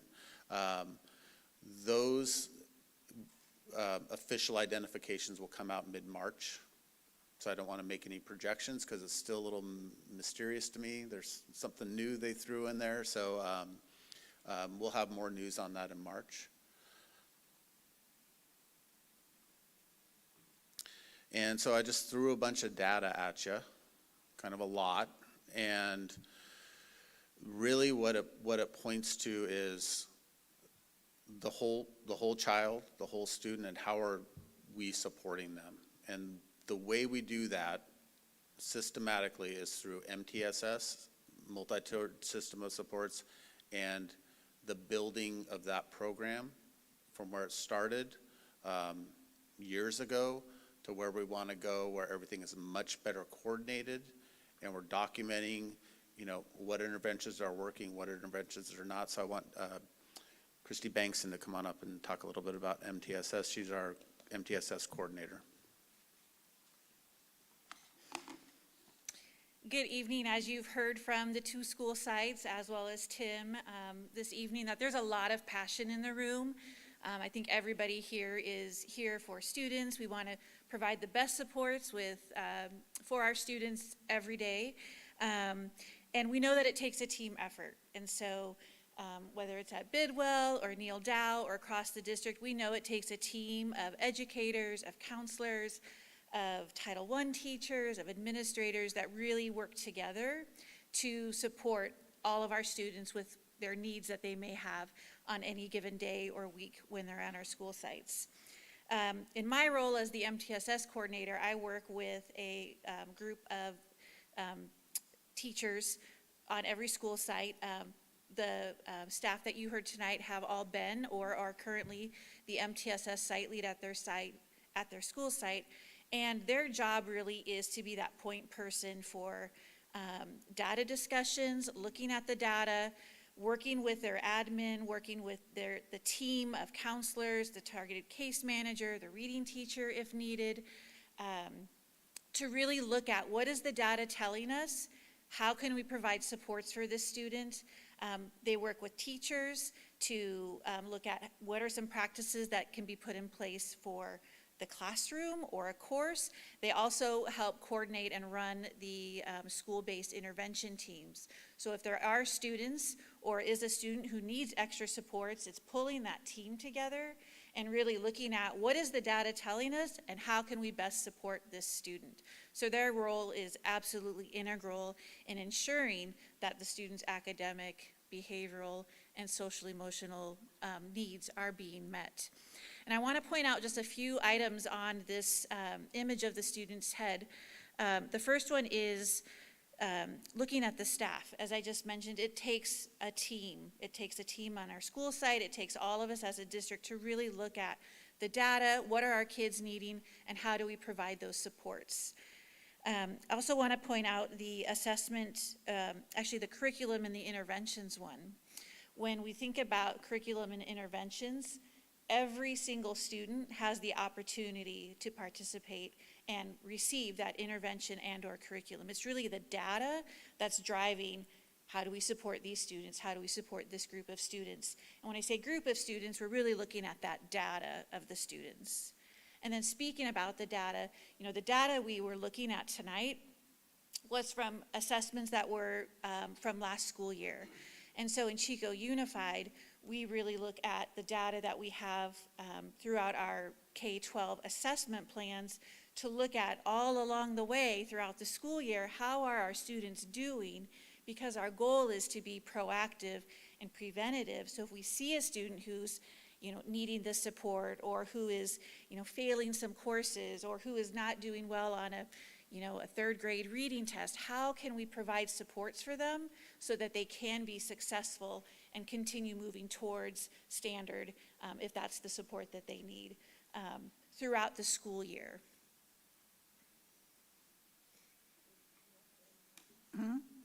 I get to interrupt you anytime, she said. Anytime. Christy,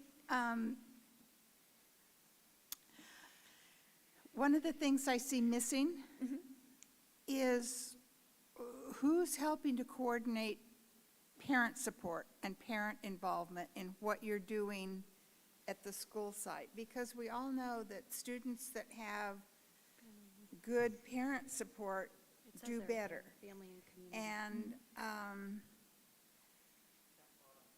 Yeah, one of the pieces is family and community engagement. I think that comes from our administrators, our teachers reaching out, but also our foster homeless youth liaison and our targeted case managers and our counselors. the targeted case managers I know are doing that reach out. When you talked about, teams that are meeting to discuss what the student needs, I hope that's going beyond just the school site. Because I know parents want their kids to be successful and oftentimes just don't know how to help. Exactly. And so I think when we think about, when teams come together, there's a variety of teams. So it might be a team saying, hey, let's look at our reading data. How can we support this, like Neil Dow mentioned, through our professional learning communities? That's a team of teachers and other supports, looking at how do we support our third graders. If we are looking at data and we're saying, oh my goodness, this student really needs some extra support, we might pull them into a meeting and we're going to invite the family or the parents, because we want them to be a part of that as well, and we want them to be informed. Hey, we've got this, idea of how we can support your student, and we want to bring you into the loop. And here are some things that you can do at home. Here are some things that we're doing at the school site, and just continuing to keep that communication open. And I use reading as an example because part of my role is also working with elementary teachers, elementary reading teachers. But when we think about, supporting our students, the backpack image again, it could be an academic need. It could be a behavioral support. It could be a social emotional support. It could be 2 or all 3 of those things for our students. And so over on the side of the slide, I've just listed some of the supports and staff that we have to help support those areas based, again, on the data that we're getting throughout the school year. And then also thinking about, how we provide these supports. So when we think about multi-tier system of supports, we have different tiers or levels, so that top tier is all students. So this is what every single student in Chico Unified, gets to receive. So that's the coursework, classrooms, the music, PE, all of those pieces. Every single student has access to that. And then when we look at the sum and few students, which is students who may need extra supports, again, that's all based on the data that we have from our assessments here in Chico Unified. And again, that team approach of looking to see how do we best support these students. Maybe this group of 6 students at an elementary example, could work with the reading teacher. Maybe this group needs some more intense instruction, and maybe we support those students with, this intervention. And then how do we monitor that? And that's an integral part of our MTSS site leads as well, is continuing to look at that data. Is our data changing with the interventions that we put in place at our school sites? And I think another really big role of our site leads throughout the conversation tonight I heard was, we've got really amazing things happening at all of our school sites. And I think one of the powerful things about our MTSS site leads and even our district leadership council, who meet separately but also meet together, is to share those ideas. This really amazing thing is happening over at Bidwell Junior. How can we recreate it for Marsh and or Chico Junior? This really, for example, a few years ago, our Fairview site had created QR codes for students to request to speak to a counselor. And so at one of our first MTSS meetings last year, the previous school year, that was shared. And how easy was it for several of our other sites to create a QR code just to hang up around campus, and a student could walk by, just click it and say, hey, I want to speak to a counselor. So it's those ideas that we have in our district of how can we continue to take those pieces that we know are working at our sites and level them up, or create them and have them being used at all of our school sites to best support the needs of our students.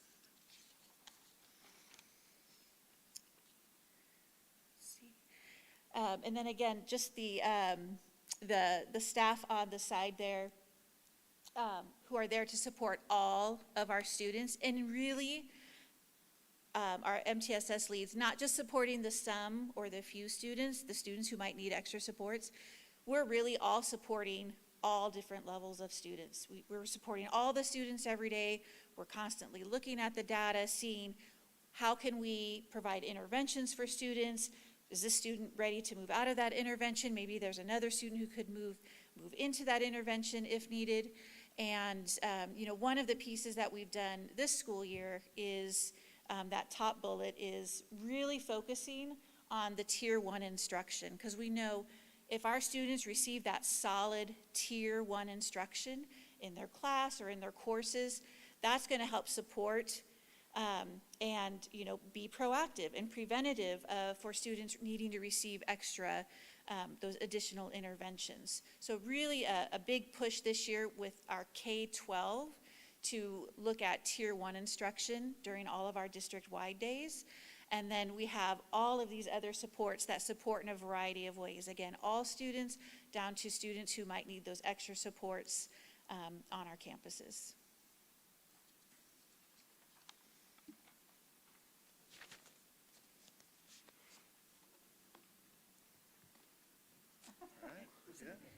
Did you want me to?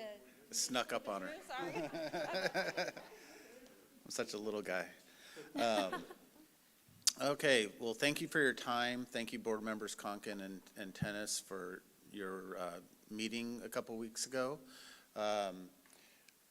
The California Dashboard website is linked on the slides, and also there's a ton of information about the dashboard on the CD website link there. You can email me or Christy with any questions, concerns, et cetera, but thank you for your time. This really is kind of this data is a huge measure of how we're doing, and it influences so much in Chico Unified, so thanks for taking the time.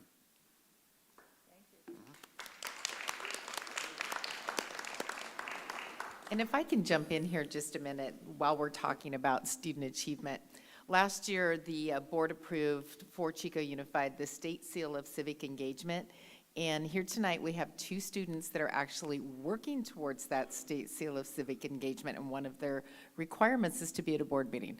So I'm going to ask them both to come on up, and if you would tell us your name, the school that you attend, and the grade that you're in, and we just really appreciate you taking this on. Hi, thank you. My name's Riley Hurd. I'm a senior at PV High School, and I also went to Bidwell Junior High. Hi, I'm Tana Peters. I'm a senior at PV as well. So just wanted to see your, the work that you did as a board in action with our students here, and thank you for being here.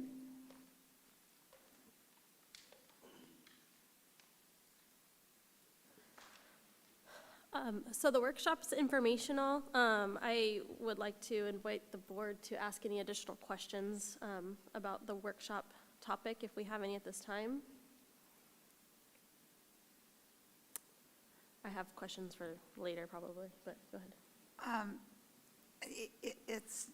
It's not so much a question as a thank you to our team, which is everybody in Chico Unified, who have become singularly focused on our MTSS, our goals in our LCAP, and seeing to it that we all have our oars in the water rowing in the same direction. And this shows us that we have a lot of work to do in some areas. And I appreciate the fact that we get to know that.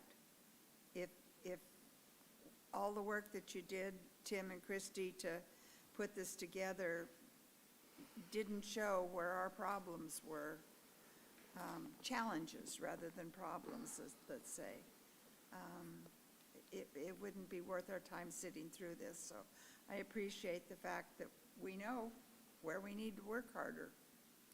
And I so appreciate what everybody in this district is doing for the love of our kids. Thank you. I want to thank you also for the presentation. I think it was very informative, and echo what Ms. Robinson just said. My only other, I think it's not really a question at this time, but it's just an acknowledgement that we're going to need to take a deeper dive on the students with the disabilities too.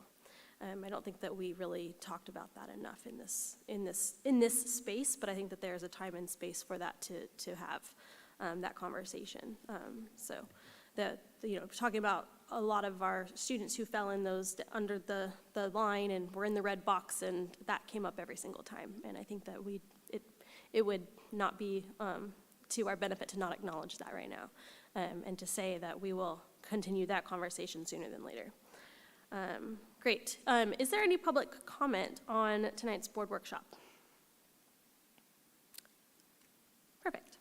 We'll move on to our discussion action calendar. This is item 5.1.1 under business services, Fairview High School restrooms modernization. And we'll have Julie Kissel come on up. Hi, good evening. Thanks again, everybody, for being here for this presentation. Everybody did a great job. Sorry, Julie. I thought you were gonna have a crowd, Julie. I thought you were gonna have a crowd. Gosh. They don't know how much of a comedian you are, apparently. Thank you for the opportunity to speak with you tonight. I bring forward a request for Fairview High School to renovate their student restrooms and move the project into the master plan in the phasing schedule. The board previously approved shade structures for multiple campuses as part of the ESSER spending a year ago, and we've been working on the planning and the engineering and approval by the state for those projects. When we got to Fairview High School, we sent in our plan, and they said, no can do. You cannot build those shade structures because you need to upgrade these restrooms as part of it. So they will not approve our plan for the shade structures without us renovating the restrooms. Fairview High School really needs the shade structures. They don't have much room for physical activities that is covered during hot sun or rainy weather. And they have a very diverse groups of students that go to school there. So they need to be able to have two of them so they can have different activities in separate spaces. Additionally, the restrooms in question definitely need renovation, like many of the restrooms in our district do. I inserted some photographs of the boys' restroom, which is really the biggest concern. You can see that, I'm going to talk really loud over here for a minute so I can point. Hopefully you can hear me. There's a wall just inside the doors, and this occurs in the boys' restroom and in the girls' restroom. And there's not enough clearance here for a wheelchair to go in and turn and then go into the restroom. I'm sure students with wheelchairs have utilized this before and fit through there, but it is not code compliant. It was code compliant when it was constructed, but it is no longer. So that is the main ADA issue, as well as the urinals. The urinals are too close together, there's not clearance, there's no room for privacy screening. The principal reports, as I said in my cover, that the students refuse to use them. So they'll queue up here and wait for that one stall. And they have a very short passing period between classes. And sometimes students, either they're late for class or they just have to hold it until they get another opportunity. This wall is the back side of this wall. So it has the sink on it. So in order to demolish the wall, we have to move the plumbing and the sewer drainage for the sink and the Fairview High School is currently in phase 5 of the master plan. We're in the middle of phase 4 right now. We have enough money to complete McManus Elementary School, and we have a little bit more. The next project in the master plan would be one of our elementary schools, because we're just working our way through them, but we don't have enough funds left in Measure E or K at this time to tackle one of those projects.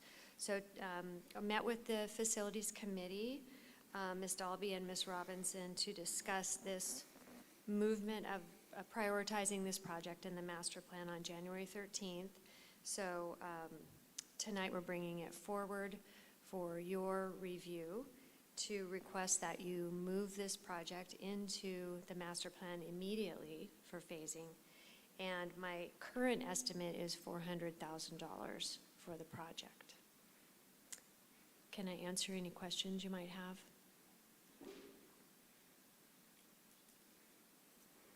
Can you put the picture back on the urinals? This is a common installation. This school is replicated a few times in the district. Some of them have a little more space between them, but in the floor urinal is difficult because oftentimes we find asbestos in the construction. It's encapsulated, it's not a hazard, but if we start to dig into it and do demolition, we will have to abate it. So making minor adjustments is just not possible. So if I was to look at those urinals and say that in my opinion, there's nothing wrong with them, you're telling me that from an ADA standpoint, there's no problem with those urinals? They do not have the clearance between them that is required. Is that right? Correct. For new construction or? Yes, for new For construction. new construction. Yes. What is required? Do you know? I don't know specifically for urinals, but usually it's at least 17 inches from center to screen, so privacy screen, from center of urinal to privacy screen, so I would say 34 inches minimum. And there's no privacy screen here? Correct. There's no room for privacy screens. Right. Right. It was an elementary school before, remember? Mhm. And that, we do have this at elementary schools. It's not as much of a privacy issue with the younger children, still an issue, certainly still an issue, but definitely issue with older students at Fairview. So I've traveled a lot in developing countries, and so my standards for male urinal accommodations is fairly low. I can just intervene and say, it does not even just male urinals in some countries, it's any toilet. So is there like the doorway that leads to a stall, right, that's narrow? Yes. Too narrow, right? And that's obviously, a concern, significant concern if somebody in a wheelchair can't get to the bathroom, right? And that is the case, correct? There's not like right next door a bathroom that's suitable for somebody in a wheelchair? No. And so, and there's not a way to, it looks like that might be a supporting column there on that doorway also, like maybe you can't just take it out. Yeah. The entire wall. I don't imagine that you've priced that out to see what it would cost to just do that. The state will not allow us to just do that. State We wouldn't will allow have to it. bring the restrooms up to ADA compliance everywhere within the room, and the doorways in, and the thresholds Yeah. going in and out. And what's the price tag on this remodel? Well, we haven't designed it yet. I'm Mhm. asking for permission to move it into a priority in the master plan. I've taken some recent historical information from other districts that have bid projects for restroom renovations and doubled it for boys and girls for the estimate for today. But it certainly will come back to you after it's designed and we have a more accurate cost estimate. 400,000. Correct. And there's nowhere, just to confirm, if somebody was in a wheelchair that needed that extra space to get in, is there no accommodation for them on the Fairview campus right now? No, there are not current code compliant accessible restrooms for students on the Fairview campus right now. How short, just give me this one more, Caitlin. How short are we on that opening right there? Do you know how many inches it is versus what it's supposed to be? I don't know exactly, but it's supposed to be 60 inches. And it looks to be maybe 4 feet, so it looks about a foot short. And I do want to add in here, the driving factor that got us here is not being able to do the shade structure as well, correct? Correct. Okay, I've answered, thank you. Thank you. My question is just, this is kind of forward thinking now at this point, is the intention for the the remodel on the boys' restroom to add stalls, also toilets with stalls, not just spread out urinals. We're not sure yet because we haven't got into design, Mhm. but it would certainly be a material similar to the stall a material similar to the stall material that goes in between the urinals and it sticks out from the wall enough to create privacy for the individual. But no additional toilets? It would only be urinals? It would remain with What will- one toilet? What we'll have to do is take a fixture count on the campus for students and make sure we're complying with the number of fixtures for the number of student occupants on campus. So there'll be a study completed as part of the project, and then we will comply with the needed fixtures. It seems almost like an equity thing to me more than an ADA compliance. I know it's an ADA compliance thing so that we can do the extra construction, but there's another layer of this, which is an equity piece, and that is making sure that everybody has sufficient and respectable facilities to use. And so my personal preference is to encourage, as many of the fully private toilets as possible for all people. And so I guess I just wanted to put that little tidbit in there in my Yes. comments, I guess. Thank you for that, and we agree completely. When the state looks at a shade structure, they consider it a building. And even if it's out in the middle of the field, it's considered a building. So it triggers these kinds of upgrades from time to time. When we were notified of this instance where this was triggered, we said, well, this is a big need at this campus. We just, as a part of doing the master planning, we visited the site, we walked with the site principal. This was identified as a big issue. So we said, we don't want to cancel our shade structure project because they really need it, and we know that the restrooms are a big need as well. So we decided at that time to bring it forward as a master plan project.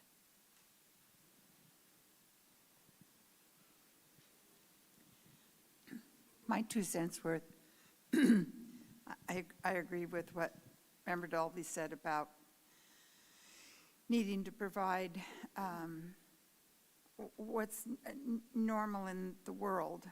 But I'm remembering back to what we just looked at in the way of statistics on what school is pulling down our scores, and it's our alt-ed program. And if we can't show our alt-ed program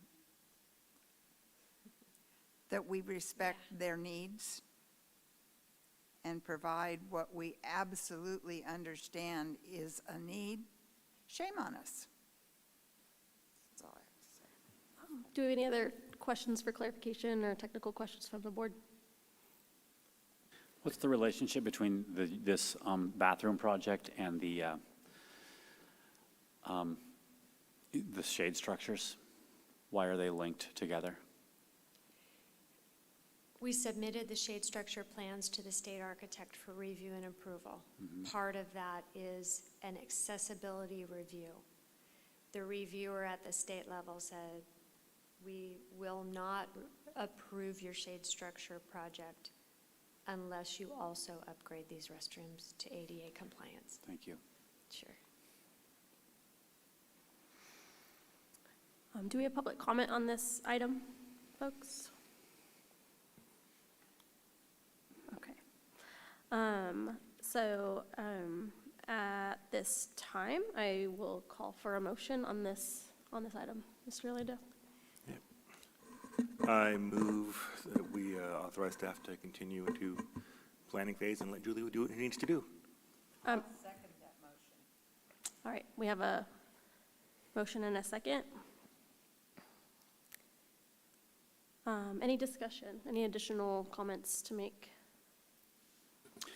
My conscience is telling me to abstain on this, and just because do we have a picture of the shade structure, a mock-up of the shade structures, just so I get a sense of how big they are, or what, I mean, I'm sorry I didn't include that. I Okay. will share it with you after the board meeting tomorrow. Mhm. But there are two large shade structures that have 6 posts, and they're large enough to put a pickleball court underneath so that the students can do court activities, badminton, pickleball, those sorts of things. Say about 1 pickleball court Yes. per, and there's Yes. going to be 2? Yes.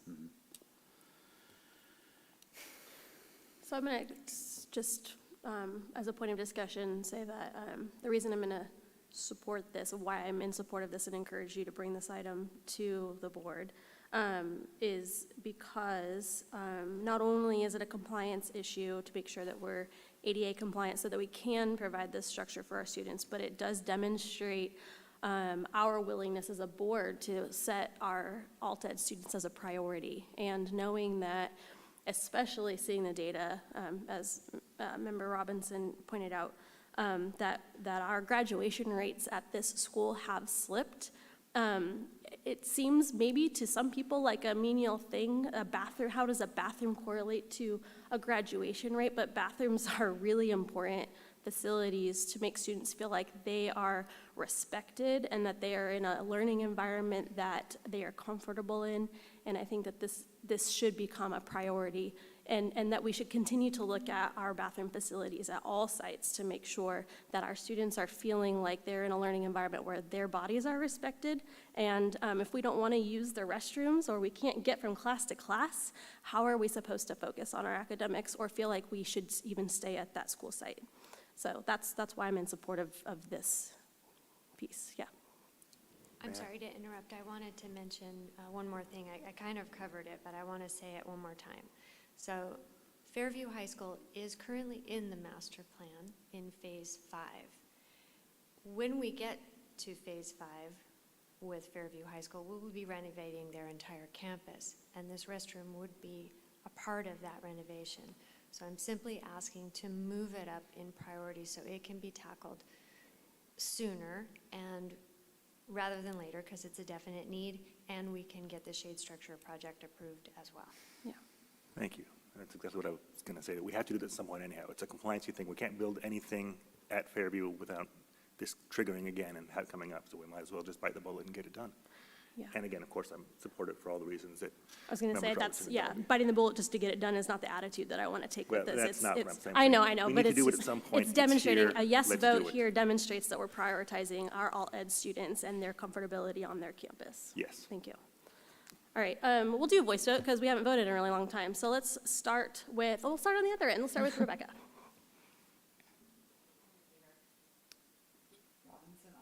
Dalby, aye. Tennis, aye.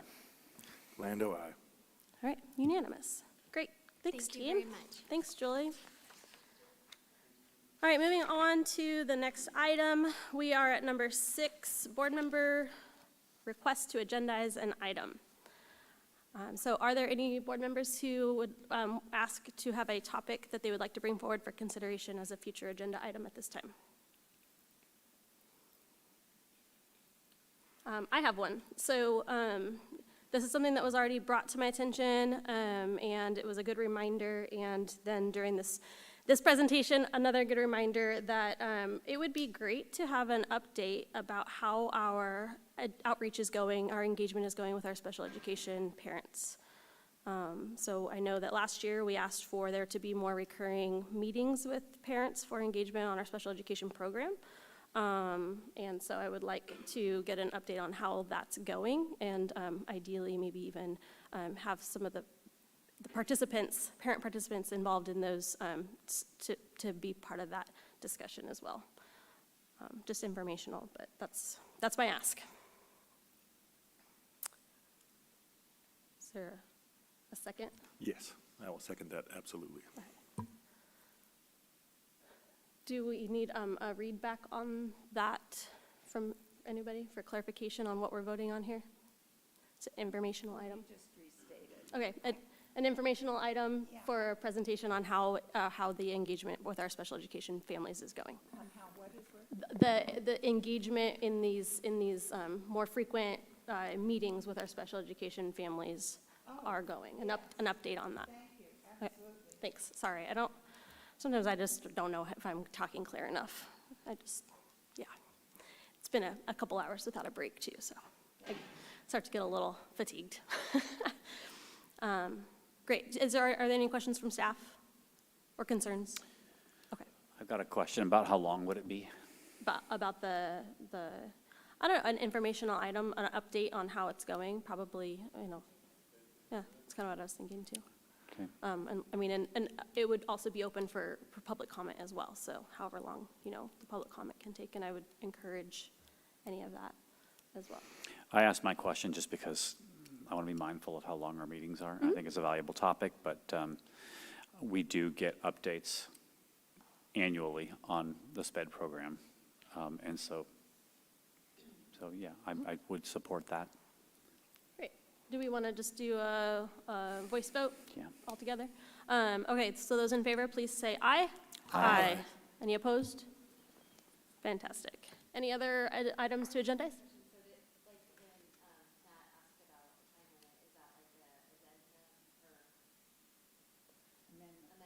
I don't think so. I think it was just a request for an estimate. That's a good question there. Yeah, yeah.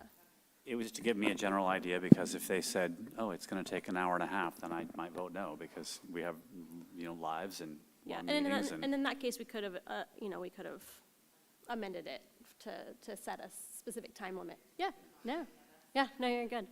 And it's decent timing, so, any other items to agendize for folks? Nope. All right. With that, we're moving on to item 7, closed session. If there's any public comment on closed session items, now is the time to step on up to the microphone before we head out to closed session. All right, so I will come back out to announce if the board has made any actions in closed session. Otherwise, we will see everybody on the next third Wednesday. Forget which date that was. February 15th. Oh, thanks.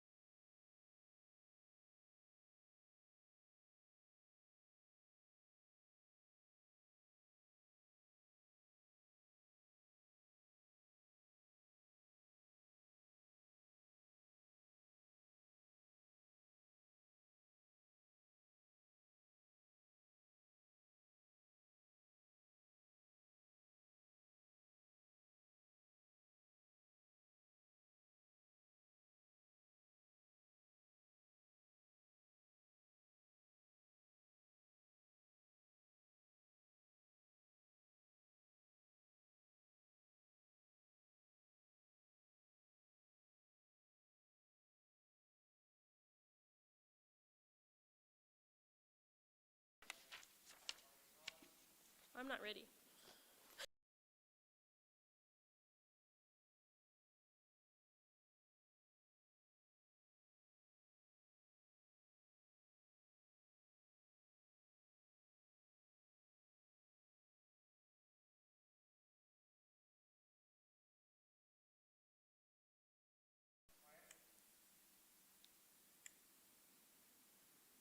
All right, the board has concluded its closed session. The board voted 3-2 in closed session to compensate a former staff member for back wages that, excuse me, were $2,348.50 less that required by the collective bargaining agreement and the California Education Code. No additional actions were taken during closed session, and that concludes the meeting for February 1st, 2023.